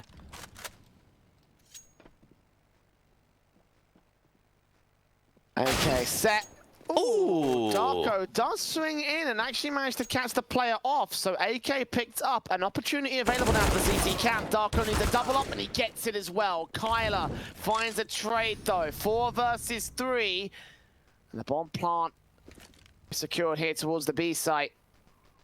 2 players set to the crossfire, the Deagle and the AK from Dark and Decontamination. 60 seconds to the clock. AVEZ moving as a 3-man unit in this 4v3 scenario. Smokes out towards observation and from Decon. Lunatic will force the issue. Molotov to the back of the site. They've got to get Maniz though. He's going to be the main linchpin here in the dark position. They can't check him, they can't find him. He's going to be in a lot of trouble. He actually drops that bomb there. Bialy finds the trade back, 2 left standing. And Lunatic still lurking as Smoke is about to start clearing here at Decon. Bialy needs to get this frag back. He sees his man. Marcos gets the pick. Another plant can be seen. And 12 HP, this is very worrying signs at the moment for Marcos. Bialy's still not getting this bomb plan through. They're trying to figure out where safe to do so. They're planning for decontamination, considering that Marcos is on the other side of that door. 2 on 2. This is very doable for the CT side, especially now it's only down to 1.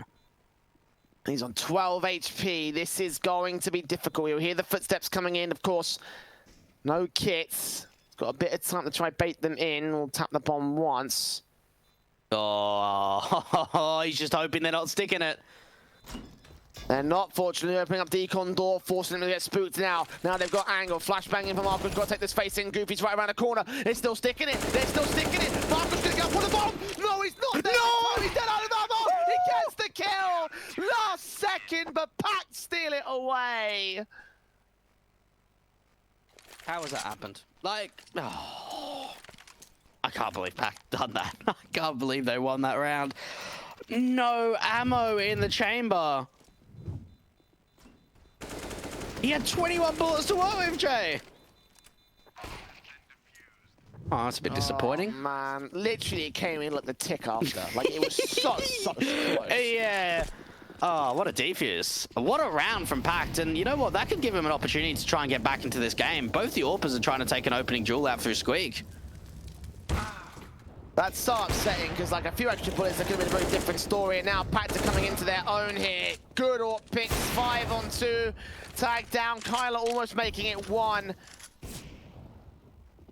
And finally, PACT start getting some confidence on this CT half, but AVEZ still holding on to this round, seeing if they can do any more damage. If they can take any of these rifles away, then they could gain a big long-term gain in the rest of this half. Oh, what a stance coming out, going into round 12. Maniz has done so much work. 2 kills, a tag up onto Kyler. Make it a 3rd. So impactful with this AWP out through sort of like the main into squeaky position. And Kyler does get a good adjustment to at least try and keep the economy low on this city side, but you'd have to think for PACT, they're going to win out in this round with at least 3 or 4 players staying alive.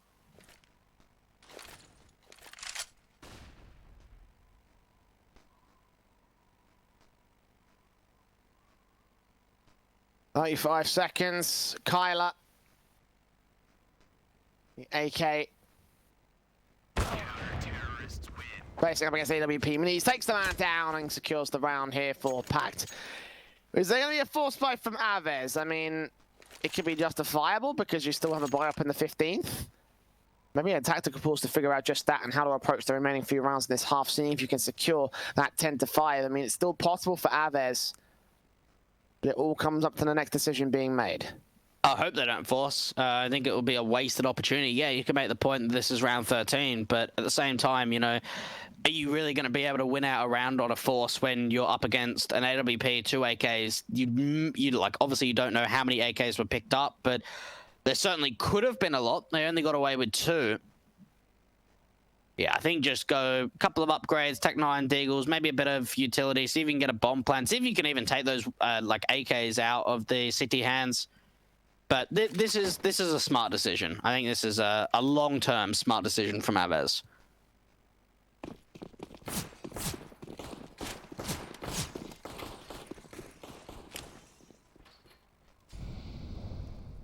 Yeah, half buy. I appreciate the decision behind this. Could have easily forced up and tried their best, but not going to be in this case. Tech 9 close from Kai. Seeing that smoke go down as a CT player that's very close towards the B corridors. Flash in might allow a commitment if they can get a bomb plant out of this. This would be great for AVEZ. If not, they don't mind to fall back on here. Flash is over. Here they come. So we're not getting caught blind by any of that. That's a simple 3-man spray down. All three taken apart. Bomb still on the back of Norok. Dealt with through the squeak door. And Kai left alone in the 1-on-5. And that position is like the only position at the upper bomb site that you're not blind from that flash over from the T's. It's a position that you see a lot of the time players holding on the city defense when you know you're up against an eco, because a lot of the time they just try and flash their way into the upper bomb site and see if they can kind of like waterfall out and get a bomb plan. So we see just Sobel not being blind at all. At AVEZ, well, they're not really too successful in that last round. No bomb plant, not a lot of impact. But it doesn't make the biggest difference in the world. They are going to be able to get the rifles through. The AWP is going to be invested onto the back of Marcos. So a strong buy to come into round 14. But, Jay, if they don't get a bomb plant and they lose the round, they are going to be in a bit of money trouble going into the last round of the half. Smokes up. Kai going to drop down into the vent room. Down towards the B-bomb site. Players outside. Look at Lunatic's position. He could find himself quite a lot if he continues extending out here towards the red boxes. Flashes against his name and smokes go down into position. He's so ready for a face. He's so ready to take some of these guys out. Flash over from Darko could allow this peak to come through. He disappears through the smoke. He was seen though. Norok spraying through here in the tag damage. Can't quite take him down. He actually gets away with a pick back. Goofy want to suit on Kylie. He's backed up towards Silo. Bomb gets picked up. Bialy drops towards that gap in the smoke. 4-on-2 and PACT have picked apart AVEZ for another good round, it seems. A bomb plant can be secured though. Still a 2v4 retake to ensue. Oh, what a round coming out from PACT. So much spam damage, but even the fact that they're starting to take lobby control when the T's are still outside, which is allowing Goofy to just get into the massive backstab of the silo position. AVEZ have to try and clutch out at 2-on-4. Now, they can get a bomb plant at least. That's going to help them into the next round. But 2-on-4 is going to be a tough one. And Kai's last one left in towards that radio room position. He's got so much to do, and his position's already been seen. This should be a relatively easy round. In saying that, this is now a 1 versus 2. Kai is so low, but Sobel is going to get the angle. So, look, in the end, it did get a little bit scary, but it's still going to be a tied-up scoreline.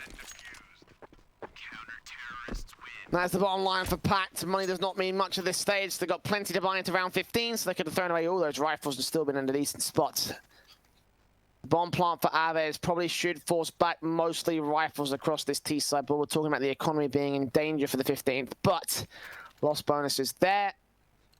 Bomb plant bonus also in effect. AK's on 4, no AWPs. Kyler also going to buy an AK with only a single smoke. So lack utility might hurt the executions from AVEZ. The outside smokes coming in potentially also could be a bit of a loss if they put out any utility to counteract it. It's a big gap in that red box cross at the moment though. So right now AVEZ are not looking for secret control. Outside presence in Manise is going to be difficult because there's just not really a lot of utility for the T's to work with. And they're going for the other outside smokes. This time around, the 2 to cross out to like the main position and garage. Flash coming out for Lunatic. Oh, we've seen so many players. That's information. He's taken one down, but he also saw another 3 players outside. He may have also seen the bomb as well. Themselves up for potentially could be a pick in towards the A site. Bialy catches Darko though. And the AWP of Manise ready for Kai, who's extending pretty far forward to the CT courtyard. 3-on-3 scenario as they have bought themselves an even standing. AVEZ are making their way out into the execution positions. Bialy gets Manise towards outside. Goofy inside the one out towards the A bomb site. Goofy takes out Bialy, still got a player up in there after they dive through vent. They can still find themselves in on the bomb plant. Spray goes awkward. Kyler gets Sobel. All that's left is Goofy. They take that fight and they win it as a result. AVEZ will secure the half just at 8-7 on the T side. And what a half it's been as well. These guys have been on fire so far. What a half from both sides. You've got to think for PACT, you know, this was a bit of a struggle, a bit of a grind. That's those 4 in a row towards the end were really important because there was certainly a point there where AVEZ were potentially looking at getting double digits in that first half, which would have made things very, very awkward indeed. We're seeing the odds shift a little bit more, still favored to the AVEZ side. And you've got to think for PACT, it's got to get off to the pistol because, look, 7 rounds, it's going to be a very tough time now going over to T.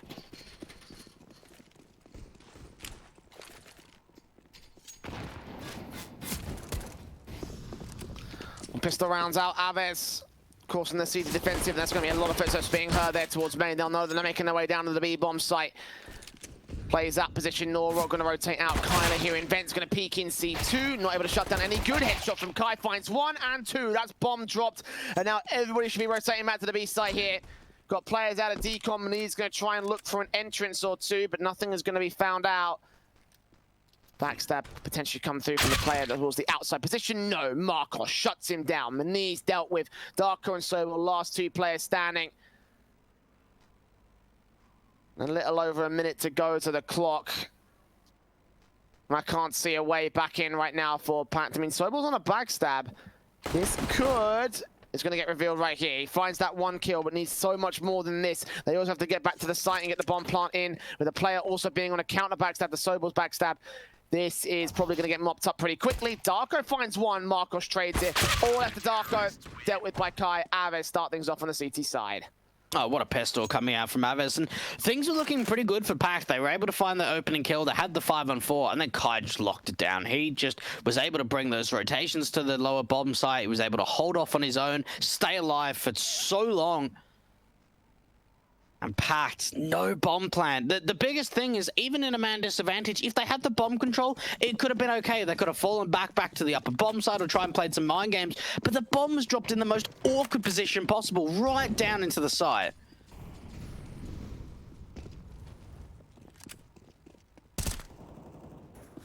Marcos and Kai find 2 easy picks on the pistols, of course. No buy up here for PACT, no force in. Basic eco coming through, not a lick of damage done to the CT side. A team ace coming through from AVEZ. For once, everyone's contributing to this round. 10-7 on the board for the CT camp. And the AKs come through across the rest of the T side board. So here come the rifle rounds. Let's see if they will find their way. And for PACT, you know, we've mentioned it time and time again that they're a team that has never made the playoffs of Malta Vibes. Week 3 and Week 4, they went out in 3rd place in their group. And if they can't get control of this map and nuke, it looks like it is going to be the repeat of history. This is their best chance, especially in a rifle round, because look at the amount of SMGs that are on the playing field. No one, how has he allowed this? Pushing through the ramp smoke, doesn't get traded, and they keep pressing. They keep trying to get aggressive on the CT side. It's all working out for them. 4-on-2 situation. Darko seeing 1 player cross out into the smoke. Kai gets the frag. Sobel last man standing. 1-on-4. This is 11 for AVEZ, and all down to 1 SMG that just decided to get a bit ballsy and do all the damage for the CT camp. You can even find a 3K on Sobel. Swing out, M4, gets that pick instead. AKs can be swapped up to, and the free upgrade comes through for Nora. I don't think Bialy got there to the last rifle, indeed he did not. And AVEZ just decimating what PACT had to bring to the table. That was a full AK gun round versus SMGs on the CT side. And it was the SMGs that did the most damage. Yeah, look, that's worrying. That was super aggressive. We saw Nara just pushing through the ramp smoke, and that was his own smoke, or either his teammates of Kai. It wasn't a T-sided smoke. They just pushed straight through it. And even when contact was made, we saw Bialy spamming out from Squeak, another player aggressing out through Hard. And PACT are going to try and go in for the vent dive. Oh, it's a slaughter though, Jay. The bomb's dropped into the vents. And well, they can forget going lower. I mean, they'll have to go low if they want to recover the round. So, I mean, they're probably not forgetting about it. They're probably thinking, how do we do this? But the answer probably to that question is you don't. Goofy and Sobel, last 2 players left. Kai's got angle on Sobel already, saw that shoulder. Good shot comes out from the pistol. But now getting tagged up by wallbang damage. Player coming in from the UMP. Actually, Goofy gets that frag against him. So a couple players falling. This could be quite a bit of damage if they're not careful. And Sobel does make his way down low, pick up that bomb. Potentially going to sneak his way in for a plant, which for PACT at this stage, that could be a decent 1.5 by Eco. Guys, this was a 5-on-2. How are you letting this happening? Sobel's trying to get a bomb plant towards lower. This is unacceptable. This is unacceptable for AVEZ. I can't believe they've allowed PACT to be able to do this much work. They've even got a backstab in for the vents. They can do even more damage. Norok gets Sobel. It's all left to Goofy. The M4 picked up all up the timing. Did they see him? I don't think they did. And a decon. Is the door open? It is not. Swing up, sees the players. Rushing straight far forward though. I mean, he had no choice there because the Molotov would have burned away and he wouldn't have had a chance to take down Kyler, even though he had no kit. 2 players with kit, so if they stuck the bomb, then, well, they would have been round over. It's 12 to the AVEZ board, but I do agree, a bit of a mystery there from the CT camp. Should have been an easy sweep out of the pistols, but again, for PACT to force the issue and get that bomb plant is going to lead that to a buy. A tactical pause to try and get themselves started on T side, though they absolutely need to get going. It was just overconfident. That's all it was. You know, it wasn't as if like it was too much of a mystery. They were just hunting and they didn't need to. So look, it's one thing that you can kind of make the point, oh, okay, it's only an eco, so it doesn't really matter. Yeah, that's true. But at the same time, it's a bad habit to get into, especially when you're up 12-7. And if you go into a gun round, you really don't want to be hunting like they did in the previous. They gave PACT way too much to work with. A bomb plant and a couple of kills, they can be well chuffed. But at the same time, like, this is probably the last chance for PACT right here. They're down 7-12, they lose this, it's 13, they eco, then it's 14. It's just too tough. It needs to be a response right here, right now. They have to end the streak. If they don't do it right here, you can imagine that AVEZ are going to get very close to that match point, at least a 14-7. Yeah. The pressure is on for PACT, and I think they know it. After all this fighting, tooth and claw, in from the first map to get the win on the second. Now to potentially lose control here in the third and final hurdle. Markosh here with the M4 set against Darko, sees him, takes him down, sees Goofy, but Goofy gets that trade back. 4-on-4 scenario. And the T's have secret. They might look to play the B. Blowing it right down. They're playing a lot of mind games at the moment. Now, AVEZ don't really know if they've crossed into secret or not. Oh, Bialy, though, if he over-aggresses, this time it could be everything. I don't think Sobel was spotted on the edge of this hub position. How was Kyler won out that fight? That's an M4 against an AK. That is absolutely massive for the CT side. I don't know how they can predict such a great shot, how they can predict such a great face with no utility to support it either. Or pass back to Goofy. Meniz is going to do the fragging with the AK. Lunatic going to take that first face, though. Goofy can try and make his way down from decon door. Meniz from double door. Utility out for Kai. Might stall for time here. Smoke on 20 seconds. Going to reposition back behind. Look towards double. Needs support really quickly here. Drops that bomb, though. Looks for his second. Gets them both on for a 3K. And Kai has no knowledge of the word mercy. 13 for AVEZ. PACT wrecked by a single player. Oh, Kai. What an adjustment. Even that third kill, the little, like, lifesaver ring, like, even blocks a little bit of vision, but it is, you know, completely spammable. Like, it doesn't block any bullets, so he adjusts that third kill really nicely. Where's the tack? Where is the tactical pause coming out from PACT? It needs to come. It really needs to come, and it's honestly such a shame if it doesn't come, Jay.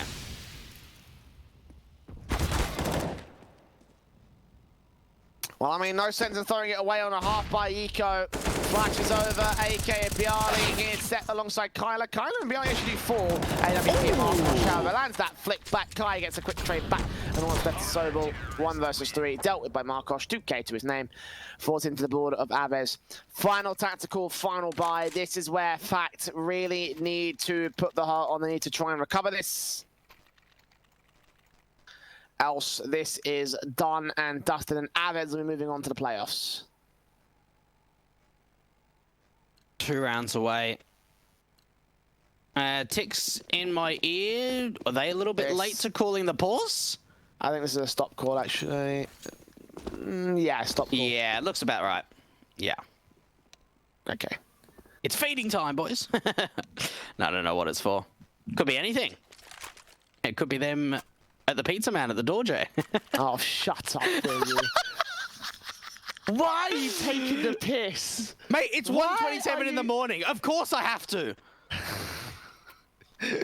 A whole hour after Domino's closed as well, man. Like, just... I can even smell it. Oh, shut up. Just shut up, mate. 14-7. 1 away from match point for AVEZ, 2 away from the win. You must imagine if they can get this next rifle round on the board, they will be able to take it. I mean, even then, they've got a rebuy in the next round. They've got 2 players above 10k post-buy. Yeah. So that's another rifle round. And for PACT, that would limit their loss bonus. So if they lost the next round after that PACT, then there's just no real way that they can invest into another good round. Doesn't matter for this one, though, because Markosh and Kaya found the first 2 picks towards outside. 5-on-3 already gained by AVEZ. PACT on the defaults being aggressed by even further aggression. Kai on 13 HP. Still faces, still gets his kill. Goofy, low, gets a frag back at least for the T side, but he's got another challenge right there at the ramp room. It's the AWP and Markosh with Kai with the double up setup. On scoping at the wrong moment. Gets out of dodge, but that's not much here for PACT in terms of the control. Well, that was a bit of timing, but yeah, look, I mean, so much confidence. They just want to get this game over and done with. You can just see there from Kai, after taking that opening fight outside, he continues to get aggressive, being just so low. And PACT using a bit of utility to the upper bomb site. I tell you what, though, are they going to check this position of the AWP outside of Markos? A really difficult position to check. And Goofy's got the bomb. Sobol's got the bomb. If he goes down, then round's over. He has no idea the AWP's here as well. Ooh. No one knows. He's not going to let him pass. He's not going to... Okay. Order has been restored. Order has been restored. Goofy, 1-on-4 for him. Going to take his challenge into the locker room, grab that bomb. Does isolate a kill on Markosh? That's that. An AWP. Oh, no, facing into the M4 instead. 15 for AVEZ. Map, match, and qualification point from the group stage. It is an 8-round comeback for PACT to get to OT, and a very hard buy to get them back into it as well. I think we may be done here, Dwayne. I'm not going to lie. I think so. We have not seen a single T round coming out for PACT, and you'd have to think, imagine how awkward would this have been if PACT would have started a T. They're going to maybe try and go for at least some early util to the A bomb site. They need just to find a round, just for a bit of sanity. AVEZ, as soon as they've come into CT side, they've just come into their own. They could end it right here, right now, because there's even a few Galils on the playing field, 3 to work with for the T side.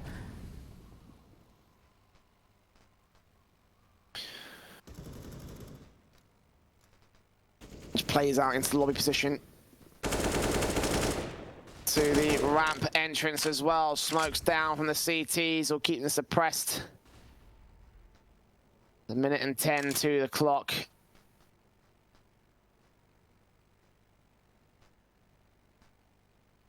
He's watching